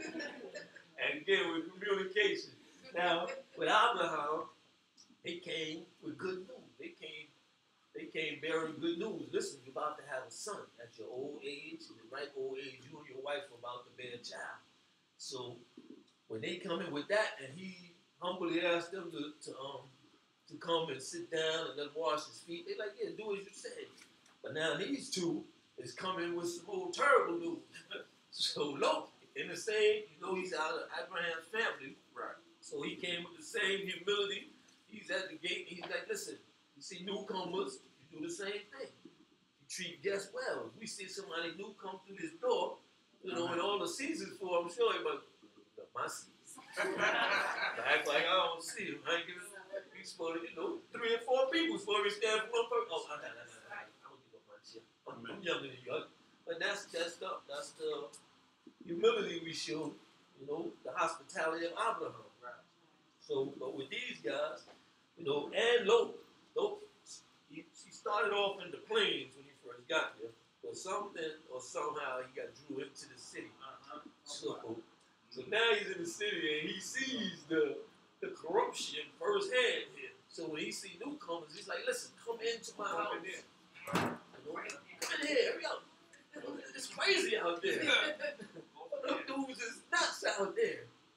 So, but they's like, nah, we gonna buy right here. We waiting for them chimps. This is our job. But he's gonna pursue it, press on.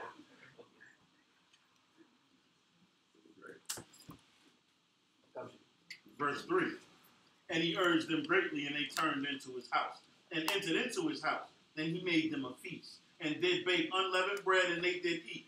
But before they lay down, the men of the city, even the men of Sodom, compassed the whole house round about, both young and old, all the people of every quarter. And they called unto Lot, and they said unto him, where are the men that came to thee this night? Bring them out that we might know them.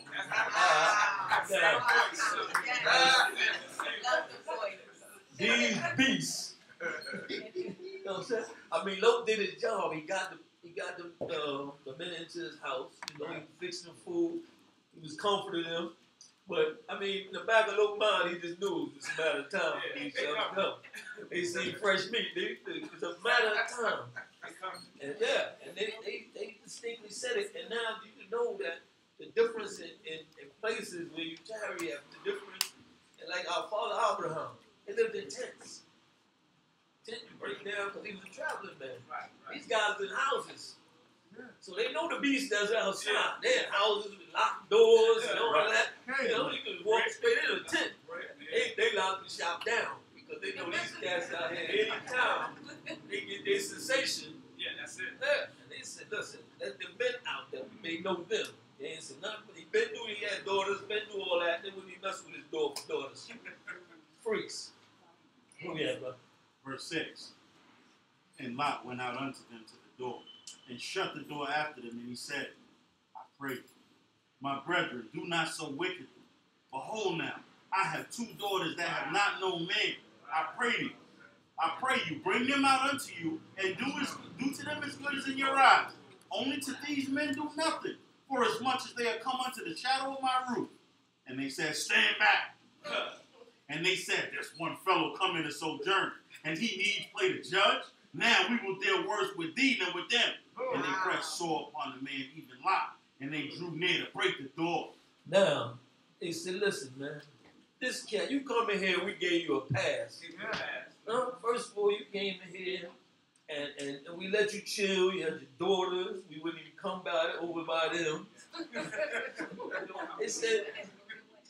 They said, now behold, I have 2 daughters. So I don't know what kind of, I know the custom is that when somebody come into your house, you're supposed to defend them like they live there. You know? Once you take a guest in, you got to defend them. But the offering of my daughters, I don't know. I didn't read that.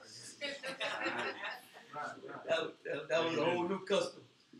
But he tried to do that rather than see these guys get violated. And then, you know, and then these guys said, look, now we're going to do worse to you than we thought to do to them. And they thought to do some wicked stuff to them. So they was about to have their way with Lot in a very wicked way. Yeah. Verse 10. But the men put forth their hand and brought Lot into the house to them, and to the door they shut. And they smote the men that were at the door of the house with blindness, both small and great, so that they wearied themselves to find the door. And the men said unto Lot, Hast thou here any besides son-in-law, and thy sons and thy daughters, and whomsoever thou hast in the city, bring them out of the place, for we will destroy this place, because the cry of them is waxed great before Yahweh, and Yahweh has sent us to destroy it. All right, now these angels are showing their powers now. Yeah. Now this thing it's been shown because the Most High said I will go down and see whether this is or not. But now surely this thing is known. Amen. That these cats is just evil. They wicked in all kind of ways. So now they pull Lot back like, look, this ain't your show no more. You can't handle this. Yeah. They were Lot, you know what I'm saying? He tried. He did this little tough guy thing. Went out the door, closed the door. What's up? No, y'all ain't messing with these cats. They in my house. I mean, he tried. But then these guys was ready to do him dirty, so the angels had to bring him in and said, nah, he just struck him with a blindness. I don't know whether it was a light or whatever, but so they couldn't even find the door. So this gives him a chance to talk to Lot and ask about his family. Verse 14, and Lot went out and spoke unto his sons-in-laws who married his daughters, and said, Up, get you out of this place, for Yahweh will destroy the city. But he seemed unto his sons-in-laws as one that jested. Like he was a joke. Come on, the father's going to destroy this. Look, I mean, and these cats might have been into this stuff. They betrothed to the daughter there. They deep in there. They was doing all kind of things. They sound like a joke. You got to be joking, man. The Most High going to destroy it. They didn't have faith in the father anyway. So, you know, they felt like the cats when Noah said, I'm building an ark. Right. Yeah. You know, they just laughing at this guy. Yeah, man, we in the desert. we ain't seen rain since the hatchet was a him. This guy's talking about a flood. You know, but that's what happens when you be of little faith. That, you know, when people come to you and tell you, you know, listen, if godly people come and say, listen, Father, I don't think you're pleased with thus and thus and thus, and, you know, you be like, Father understand. Right. Most High know. He know me. He understand. I got to work Shabbat. I just had a guy on my block, Jewish guy. Me and my business coming out. I'm mad because he got me blocked in. I'm already late. So I'm like, yo, you got to move that, man. He's coming. Give us 2 seconds. That's like that. That's what they do. Like, give us 2 seconds. He's coming right now. So then he turned back and talked to the guy. I'm like, yo, I got to go, man. All right. Then he said, don't talk to me. It's his truck. And you the one told me to give him 2 seconds. Now when you see my face, don't talk to me. It's his truck. He just snitched on his man. So the guy come down and move it. Then he see my friend, my Z.C. Oh, what are these? You Jewish? I said, no, I'm a Hebrew Israelite.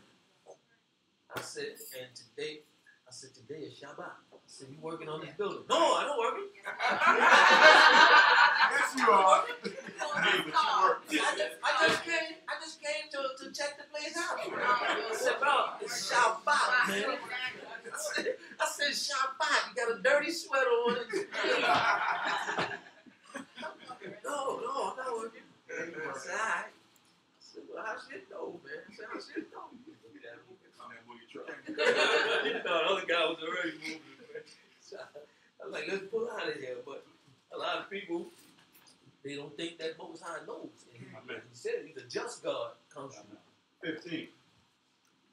And when the morning arose, then the angels hastened Lot, saying, Arise, take thy wife and thy 2 daughters that are here, lest thou be swept away in the iniquity of the city. But he lingered, and the men laid hold upon his hand, and upon the hand of his wife, and upon the hand of his 2 daughters, Jehovah being merciful unto him. And they brought him forth, and set him without the city. Okay, now the Most High, I mean, even this guy, he's lingering. The guy already told him, listen, I'm getting ready to tear this down. This building is condemned. It's about to be torn down. And you sitting there telling me, oh, I still miss the fun we used to have this old house. It's a ball outside and a chain. You already knocked the building down. And you reminiscing about the fun that you used to have. So they had to grab him and his 2 daughters. Well, they said that they had husbands, but obviously, I don't know if they would have, was just betrothed or had they already been married. Right. But no, it's going to tell you later on.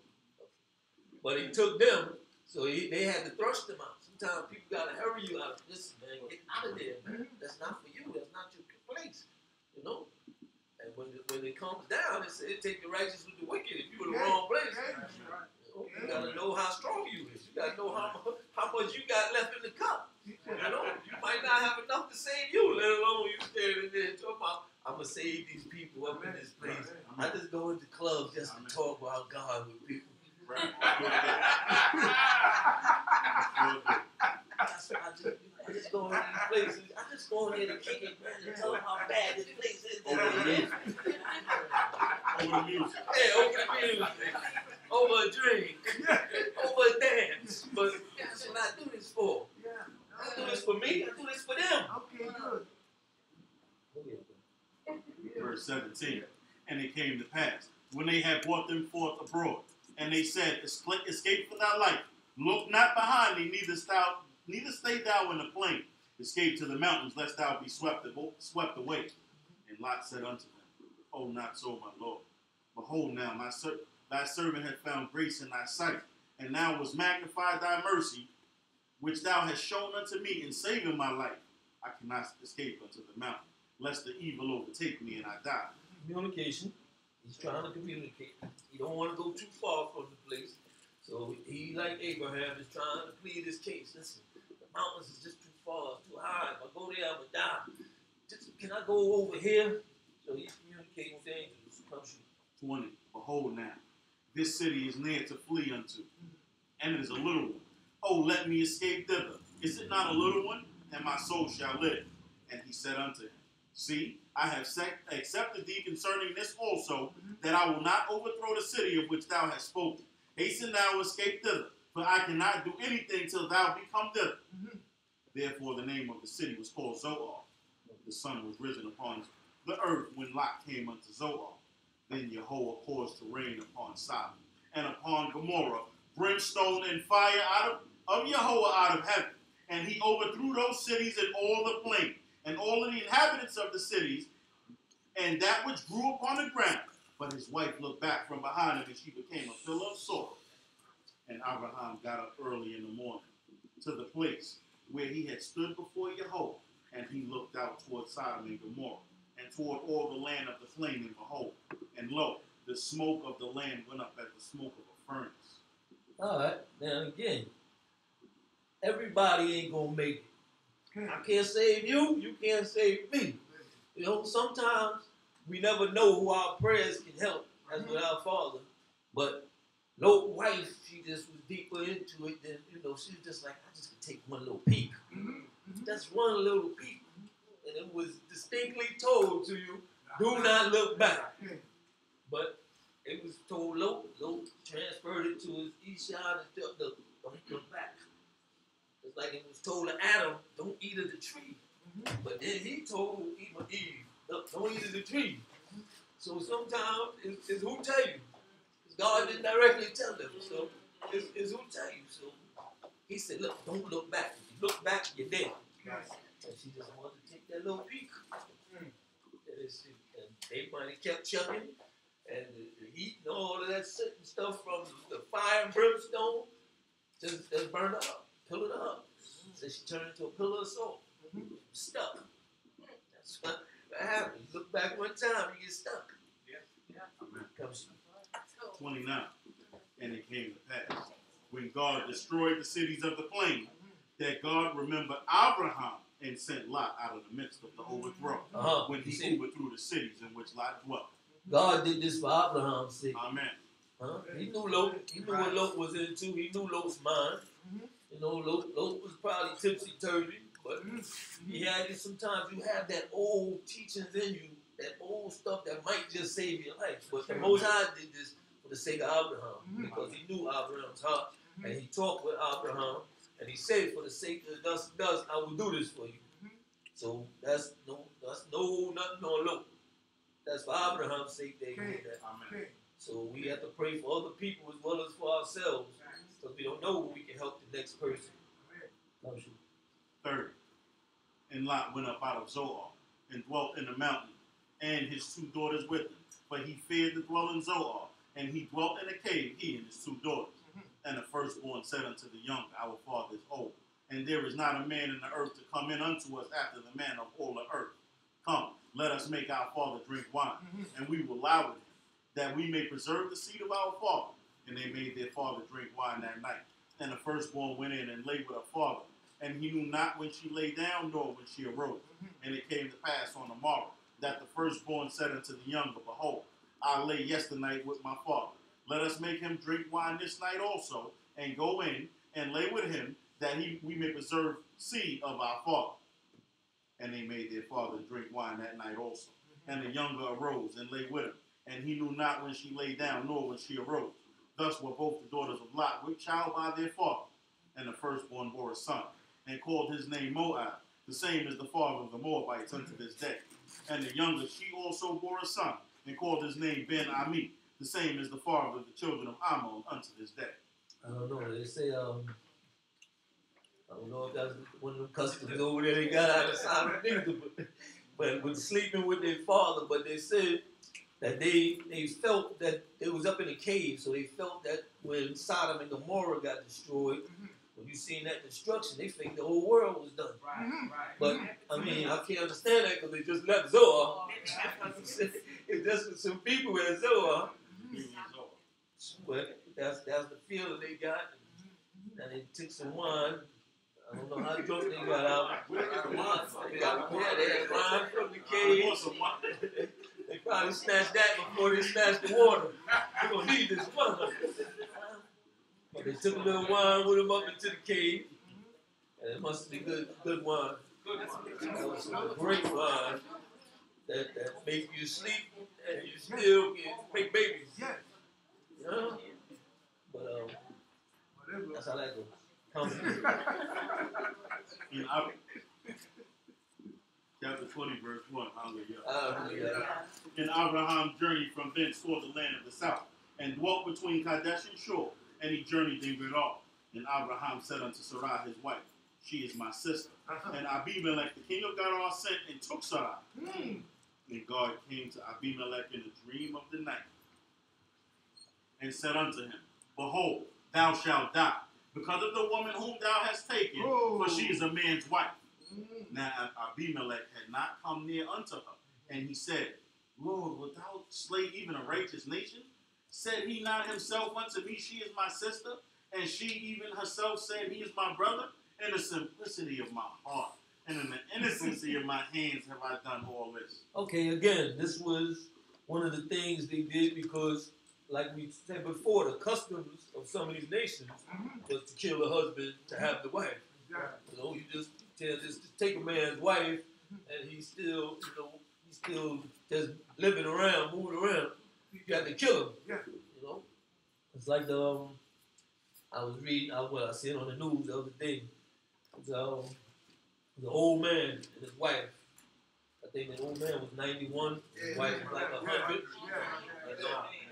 Some idiots tied them up, robbed them, and all that. You know, and then, but later on when I heard, I said, wow, the man died. But one of the things about that you gotta feel, especially as a man, you know, they say you got the 3 P's: provide, protect, and profess.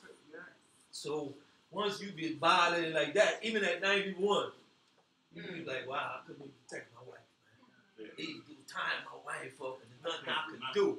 You know, and it probably messed with him so much they gave him a heart attack. Because that's the one thing you don't want to see your wife get tied up. You don't want to see don't get robbed. You don't want to see anything happen to your wife and you can't protect her. Amen. You know, so this old guy, you know, like, he said, I should be able to do something. So that's, you know, that was just my theory. That's probably why I died. But, you know, comes from Verse 6. And God said unto him in a dream, Yea, I know that in the simplicity of your heart thou hast done this. And I also withheld thee from sinning against me. Therefore suffered I thee not to touch her. Now therefore, restore the man's wife, for he is a prophet. And he shall pray for you, and thou shalt live. And if thou restore her not, know thou that thou shalt surely die, thou and all that are thine. And Abimelech rose early in the morning, and called the servants, and told all these things in their ears. And the men were so afraid. all right, like the Most High told him. He told him in the dream. He said, listen, he said, this man is a prophet. This is a godly man. He says, and restore his wife so that he may pray for you. Right. So if he don't pray for you, you dead. Right.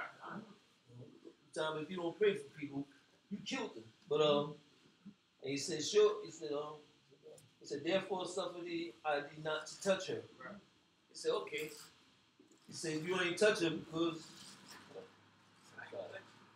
God said, he said, yea, I know that in the simplicity of thy heart that thou hast not done this, and I also withheld thee from sinning against me. So the Most High said, I withheld thee, but I also know that y'all don't just jump into women. So in the simplicity of it, you was going to go through this, but before you even got a chance, he said, I withheld thee from you. So now go to the man so he pray for you. Come for you.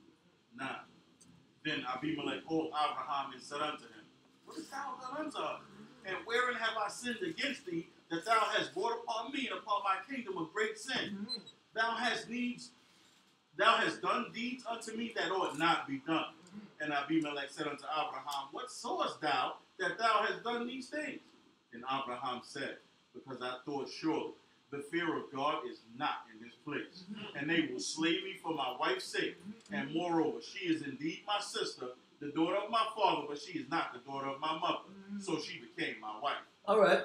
Abraham said, listen, I didn't see the fear of God in this place. When I came through here, I didn't see no fearing of the Most High. I didn't see nothing that would make me say, oh, man, they worship the Most High over here, or they do the Lord God here. I didn't see that. And there's places like that you should try to stay out of.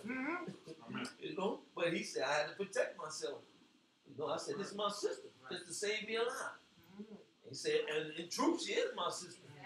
You know, she's the father of my mother. But not my mother. There you go. I just want to see if y'all listening while you read. People just be sitting there. They don't listen at all.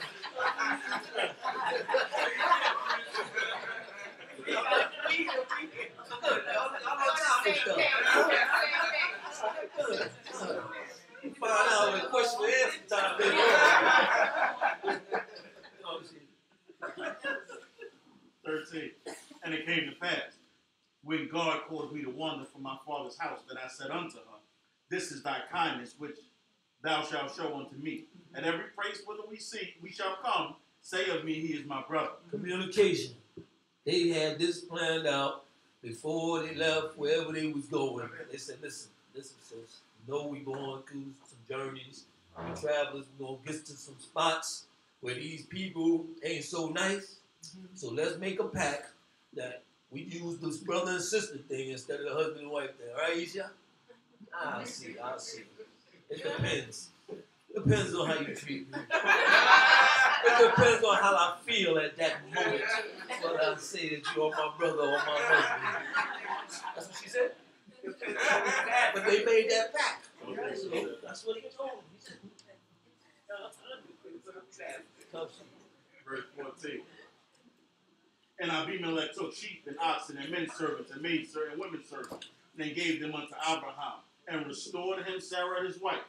And Abimelech said, Behold, my land is before thee. Dwell where it pleaseth thee. And unto Sarai he said, Behold, I have given thy brother 1,000 pieces of silver. Behold, it is for thee a covering of the eyes to all that are with thee, and before all of the men thou art right. And Abraham prayed unto God. And God healed Abimelech and his wife and his maid servants, and they bore children. For Yahweh had fast closed up all the wombs of the house of Abimelech because of Sarah, Abraham's wife. Okay, so again, in Abraham's godliness, but this guy he said, listen, I got to get some binders here. I got to get some presents that going to make them just forget this thing. And he gave stuff, because he said that Abraham had to pray for him, so he had to give up some offerings too.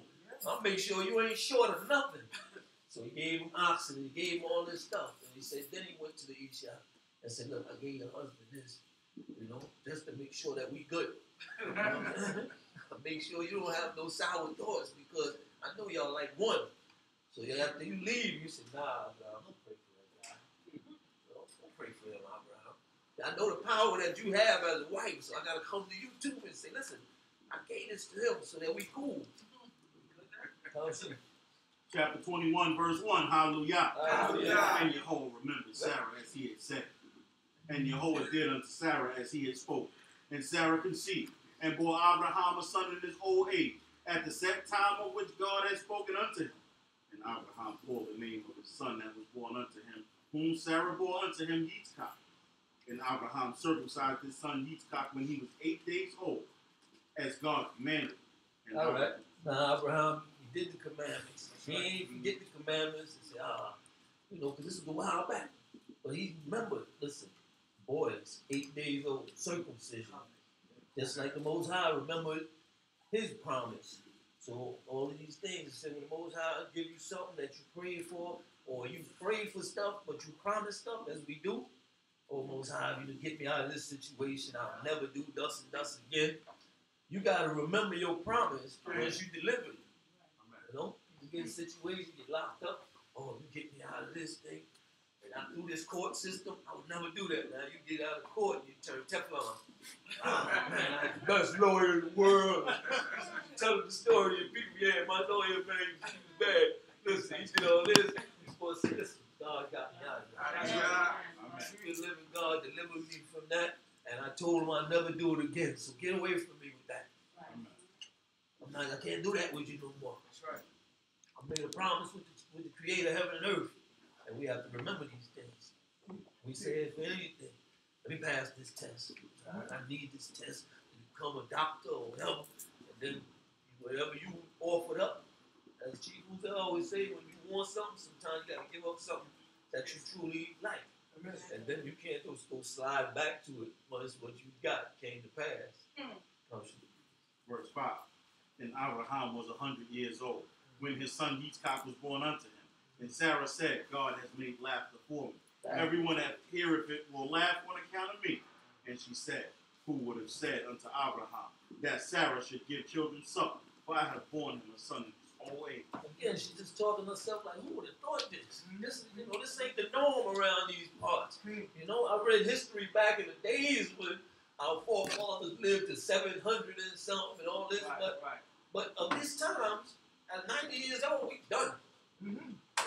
Husband done at 100.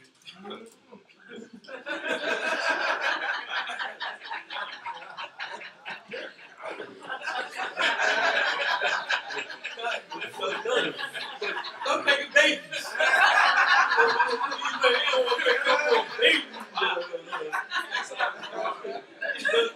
Don't throw no dirt on them.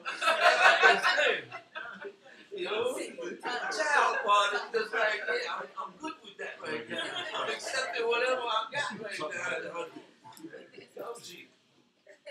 8. And the child grew and was weaned. And Abraham made a great feast on the day that Yitzchak was weaned. And Sarah saw the son of Hagar the Egyptians, whom she had born unto Abraham, making sport. Wherefore she said unto Abraham, cast out this bondwoman and her son. For the son of this bondwoman shall not be here with my son, even with Yitzchak. No, that's big bro. Big bro is playing with little bro, twisting his ear, taking him, but it's two different mothers. So, look at that little boy now. They don't abuse my son like that, And it's from the maid servant. Abraham, we good now. We got Yisrael, we got Isaac. But that's still Abraham's son. But as Moses told before, he said, listen unto him. 11. And the thing was very grievous in Abraham's sight on account of his son. And God said unto Abraham, let it not be grievous in thy sight because of the lad and because of the bondwoman. And all that Sarah saith unto thee, hearken unto her voice. For in Yitzchak shall seed be called unto thee. And also of the son of this bondwoman will I make a great nation, because he is thy seed. Then Abraham arose early in the morning, and took bread and a bottle of water, and gave it unto Hagar, putting it on her shoulder, and the child, and sent her away. And she departed and strayed in the wilderness of Beersheba. Okay, the Most High had to talk to Abraham again, because that's his son. He said, listen, man, I'm gonna have to just, it's gonna be all right, bro. He gonna have a nation of his own. He gonna be a people. Father had to give him a little shine, a little sight of the future, because that's still my son. Even though they might be battling, those are my boys. So, but the Most High had to make his heart feel a little better about sending him out, because you got all trust in the Father. And the Father tell you, listen, your boy gonna be all right, man. I made the covenant with him, but he gonna be all right. And you take that, you're like, okay, now I can't cry no more. Come 15. And the water in the bottle was spent, and she cast the child under one of the shrubs, and she went and sat her down over against him a good way off, as it were a bow shot, but she said, let me not look upon the death of the child. And she sat over against him and lifted up her voice with wept. Okay, again, this is a mother's love now. The mother's out there, you've been sent away. Now you see the water's getting low. Now you see the water's done. Now you're looking over your son and he's looking like, yeah, if you come to stay 13, 14, you want to carry me? The kids do like this. He can't even talk, his mouth so dry. And then you like, listen, man, I can't see my son like this. I can't see my daughter like that. I can't say there's a mother's love. So when she seen that, it says she took the child and put him under a shrub. So a shrub is like a big tree thing where would have blocked some of the sun. Maybe, I can think for a minute. Just get him out the sun, because he's baking right now. But then again, she walks away. You get out of the sight because, you don't want to see your child, So she said, okay, I'm going to put him there and I'm going to walk away. Come she. 17. And God heard the voice of the lad. And the angel of God called unto Hagar out of heaven and said unto her, what aileth thee, Hagar? Fear not, for God has heard the voice of the lad where he is. Arise, lift up the lad and hold him fast by the hand, for I will make of him a great nation. And God opened her eyes, and she saw a well of water. And she went and filled the bottle with water, and she gave the lad drink. And God was with the lad, and he grew. And he dwelt in the wilderness and became an archer.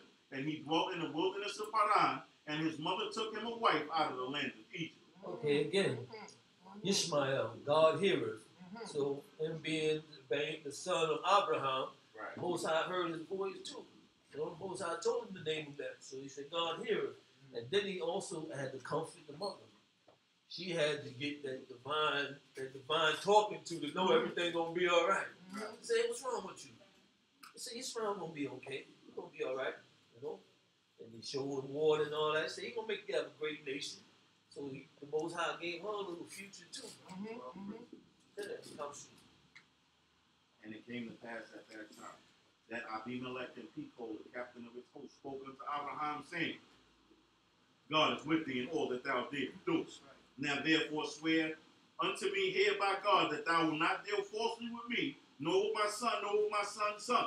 But according to the kindness that I have done unto thee, thou shalt do unto me, and unto the land wherein thou hast sojourned. And Abraham said, I will swear. And Abraham reproved Abimelech because of the wells of water which Abimelech's servants had violently taken away. And Abimelech said, I know not who hath done this thing, neither did thou tell me, neither yet heard of it, but today. And Abraham took sheep and oxen and gave them to Abimelech, and the two made a covenant. And Abraham set 7 ewe lambs of the flock by themselves. And Abimelech said unto Abraham, what meaneth by these 7 ewe lambs which ye have set by themselves? And he said, verily, these 7 ewe lambs shalt thou take of my hand, that it may be witness unto me that I have digged this well. Wherefore that place was called Beersheba, because there they both swore. So they made a covenant at Beersheba. And Abimelech rose up and Phicol, the captain of his host, and they returned into the land of the Philistines. And Abraham planted a tamarisk tree in Beersheba, and called thereupon the name of Yahweh, the everlasting God. And Abraham journeyed in the land of the Philistines many days. Again, communication. Now, Abimelech seeing this guy Abraham, and he's seeing he's growing. You know, you already had conversation with the Most High, so you know God is with this guy. So now I got to get some facts. I got to get some promise from you that you're not going to come and do me dirty later on, because I see that you get bigger and bigger. You know, and it comes a time when you might, like he said, but Abraham had to come back to him and say, okay, I swear with you. He said, but I still have to reprove you for what your men did. You know, I got to let you know that I did have a beef. Your men took my wells. They violently took the wells that my men dug. So, you know, if you see me looking at you sideways, that was the reason. So, you know, you got to have communication. I don't care if you and somebody fall out or you and somebody got a thing, but if y'all can't talk it over, and you got to bring up the points. This is why this does happen, and that's why this does happen, and bring a better understanding of it, instead of the lack of communication, and you just feel you got your side. You want to say, yeah, I'm mad because of this, but you don't even hear the counterpart. Yeah, you don't hear the other side of it. So you walk around with your feelings because of how you think a situation went. Talk about it. But if you get in communication and you talk with the other party and say this and that, y'all sit down, and like he said, they swore, and then Abimelech said, listen, I'm going to give you this, and it's going to be as a witness. You know, that we're not going to do each other no way. You go on with your life, and I go on with my life. Chapter 22, verse 1, hallelujah. Hallelujah. And it came to pass after these things that God did prove Abraham and said unto him, Abraham. And he said, here am I. And he said, take now thy son, thine only son, whom thou lovest, even Yitzchak, and get thee unto the land of Moriah, and offer him there for a burnt offering upon one of the mountains of which I will tell thee of. Another test. The test don't stop, people. You can't think that the test stops. You can't say, well, wow, yeah, I've been this way 10, 15 years now. You know, I'm an officer, you know, so I'm good. You know, you respect me everywhere I go. I'm good now. I can lay back and, you know, the test don't stop. It just get harder. Now you get the test of humility. You get the test of this. You get the test of how you dealing with people. You gonna get more tests. And like they said, like Maurice said, it ain't gonna be the easy one. It ain't gonna be the layup or the dunk. And you 7'2" and you get tested with a dunk. It's gonna be that one that's hard for you. The problem that you've been having, that trouble with for the longest. Sometimes it's gonna be, you know, it's gonna be that problem. If you're a money hungry person, you know, like I work in the post office. You might see like $300-400 sitting down on the ground. You look around, there's nobody around. On the street, just hundreds. But this is the off week. This ain't the week you get paid. This is that middle week where boy, you got broke. You got nothing but dust in your pocket. But as you was told when you first came in there, the inspectors is always watching. You know, they might be the catacombs or whatever, or got the money mark. So you got to come to that. So now this test. They trying me right now. If I take one free, put it in my pocket, I'm done. Next thing you know, they marching you around the post office. What the shame? You like, yo, I shouldn't have touched the 300. Oh, and a bunch of people that walk past there before you. Yeah. So it's a test that you know, and it's just in that time the test will come. Your bills is due. My cell phone is just about to get turned off. No, you need that cell phone. And your bill is $299.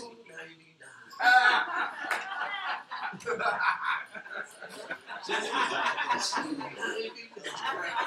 300 there. A gift from God. Test from God. That's how we do. That's how the Most High do. We're going to get the test people. So when things look too easy, they usually, you know, just, yeah. The test comes from verse 3. And Abraham rose early in the morning and saddled his ass and took 2 of his young men with him and Yitzchak his son. And he cleaved the wood for the burnt offering and rose up and went unto the place of which God had told him. On the Abraham lifted up his eyes and saw the place afar off. And Abraham said unto his young men, Abide ye here with the ass, and I and the lad will go yonder, and we will worship and come back unto you. And Abraham took the wood of the burnt offering and laid it upon Yitzchak his son. And he took in his hand the fire and the knife, and they both went of them, and both of them went together. And Yitzchak spoke unto Abraham his father and said, My father. And he said, Here am I, my son. And he said, Behold, the fire and the wood. But where is the lamb for a burnt offering? And Abraham said, God will provide himself the lamb for a burnt offering, my son. So they both of them together. All right, so his steps and stages. The servants that was with him only could go this far. So after that, me and the lad we moving on a little further. And as we going on this journey, we going to offer. I mean, the kid been offering with you from birth, from as long as he can remember. And he always seen that animal there. Like, hold up, and over 100 now. So I was senile. You see that? Hey, this is my chance to step in. We got the wood, we got this. What's the offering? What's that? And then he says, the Most High will provide. Just have your trust in the Most High. But you ain't gonna come with nothing else after that. Because we God-fearing, God-trusting people. So once the Most High will provide. All right, come to you. Now, and they came to the place which God had told him of. And Abraham built there an altar and laid the wood in order, and bound Yitzchak his son, and laid him on the altar upon the wood. All right, it's getting right to that point where you kind of see something now. Right. Once you start bounding me on there, where that lamb usually be, the lamb is kind of getting shaky. Then, and Abraham stretched forth his hand, and took the knife to slay his son. And the angel of Jehovah called unto him out of heaven and said, Abraham, Abraham. And he said, Here am I. And he said, Lay not thy hand upon the lad, neither do thou anything unto him, for now I know that thou art a God-fearing man, seeing thou hast not withheld thy son, thine only son from me. All right, you heard the part. He said, woo, because that test came down to the wire. Some tests come all the way to the wire where you be like, well, you going to the gas chamber or something, electric chair. You like, I ain't gonna get no part in that. That's for the governor. Most high, I ain't gonna get no part yet. Yeah, hand on the switch, and it comes that far to the wire. I'm taking the extreme, but some things you just don't see where no answer's gonna be. Now the man got his hand up in the air, ready to kill his son, his only son. Yeah, he got an Ishmael, but Ishmael was sent away. Most of the time, when you send family and kids away, if you see them again, it'll be a long time, if ever. Abraham sent Lot away. I don't know if they even crossed paths again. But yeah, he said Abraham answered that call immediately. The angel called out. He said, "Here I am." Everybody,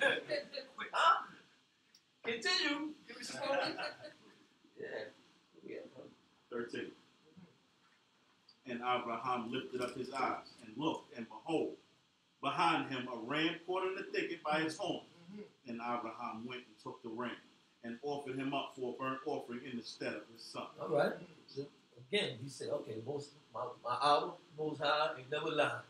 Ain't go the ram. Amen. So now the ram is right there. So now this guy see the ram and give him a little more faith in there, even though it was cutting, it was touch and go for a minute, but it was close. But now they said, okay, and he offered that instead of his son. 14. And Abraham called the name of that place Adonai Yeriel, as it is said unto this day, in the mountain where Yehovah is seen. And the angel of Yehovah called unto Abraham a second time out of heaven, and said, By myself have I sworn, says Yehovah, because thou hast done this thing, and hast not withheld thy son, thine only son. All right. He said, by myself. The Most High let him know, as we should know these days, the Most High don't have no secretary, he don't have no sidekick, he don't have no understudies. All these things he do for us by himself, alone. No other little sons, and no nothing. He said, Most High let you know, when you see these signs, He going to let you know that it came from Him. You ain't even going to have a doubt where maybe my lawyer got me off this. Maybe this. You're going to know that this thing came directly from the Creator of heaven and earth. And that's what we're going to give our thanks. 17. That in blessing I will bless thee, and in multiplying I will multiply thy seed as the stars of the heaven, and as the sand which is upon the seashore. And thy seed shall possess the gate of his enemies. And in thy seed shall all the nations of the earth be blessed, because thou hast hearkened unto my voice. So Abraham returned unto his young men, and they rose up and went together toward Beersheba, and Abraham dwelt at Beersheba. And thy seed shall possess the gates of their enemies, and in all thy seed shall all the nations of the earth be blessed. That's through us. In our righteousness. In our righteous state. That we should become the head, and they shall become the tail. But if we turn from righteousness, then it vice versa also. Verse 20. And it came to pass after these things that it was told Abraham, saying, Behold, Milcah, she also hath borne children unto thy brother Nahor, who was his firstborn and who was his brother, and Kemuel the father of Aram, and Chesed, and Hazo, and Pildash, and Yidlaf, and Betuel. And Betuel begot Rivkah. These 8 did Milcah bear to Nahor, Abraham's brother. And his concubine, whose name was Reumah, she also bore Tebach, and Akam, and Takash, and Ma'akah. Hallelujah. Hallelujah. And this would just be the descendants of Nahor to show our genealogy of our Emo, Rivkah, where she comes in at later on. And with that, I hope y'all got something on there. Let's be the Most High.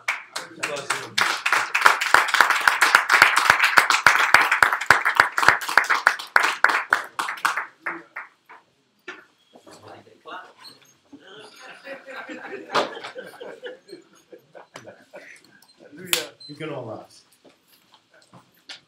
Continuous praise to the Most High God.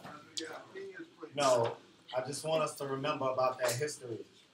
Oftentimes we look at just Abraham having to give up his only son. But at that point, he would have had to give up both his sons. And this was a man that was struggling spiritually with decisions that God had him make. He passed all the tests. And I just want us to remember, the same way we make decisions, that we came as a congregation. We had doubters. We had people who wondered what we were doing. And we all on the rise. We have our place, and we must say Torah Yehovah.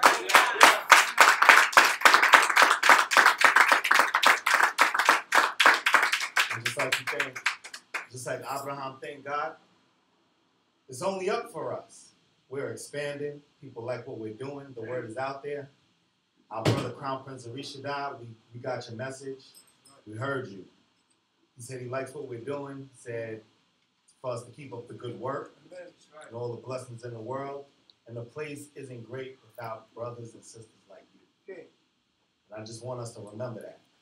That as long as we keep working hard, as long as we keep having faith in God, He'll give us exactly what we wanted. He answered us our prayer, and we didn't even know it was coming the way it was coming. And then we met it. Why? Because we had faith. We kept going and we kept doing what we were doing. And so for that, I say Torah Yehovah. And on cue, I call up my brother, Wayeira, to say the blessing of the people and to close us out. Hallelujah. Hallelujah.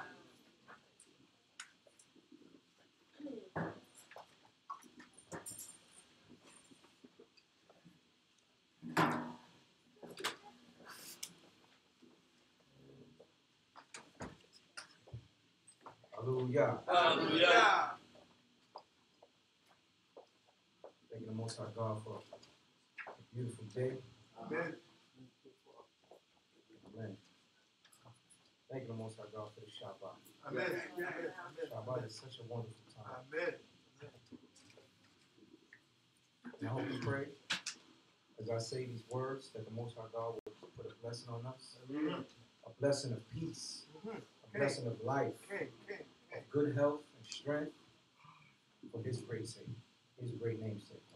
Hallelujah. Wayeira Yehovah El Moshe Lemor. Dabir El Aharon wa El Banal Lemor. Kol Tabarakut B'nai Yisrael Amor Lahem. And Yehovah spoke unto Moshe, saying, Speak unto Aharon and unto his son, saying, On this wise ye shall bless the children of Israel, ye shall say unto them, Yevarekha Yehovah Yishmarecha, Ya'ir Yehovah Alecha Wikunecha, Yisa Yehovah Alecha Wiyasimlecha, Shalom. Yehovah bless thee and keep thee. Yehovah make his face to shine upon thee, be gracious unto thee. Yehovah lift up his countenance upon thee and give thee peace. Amen.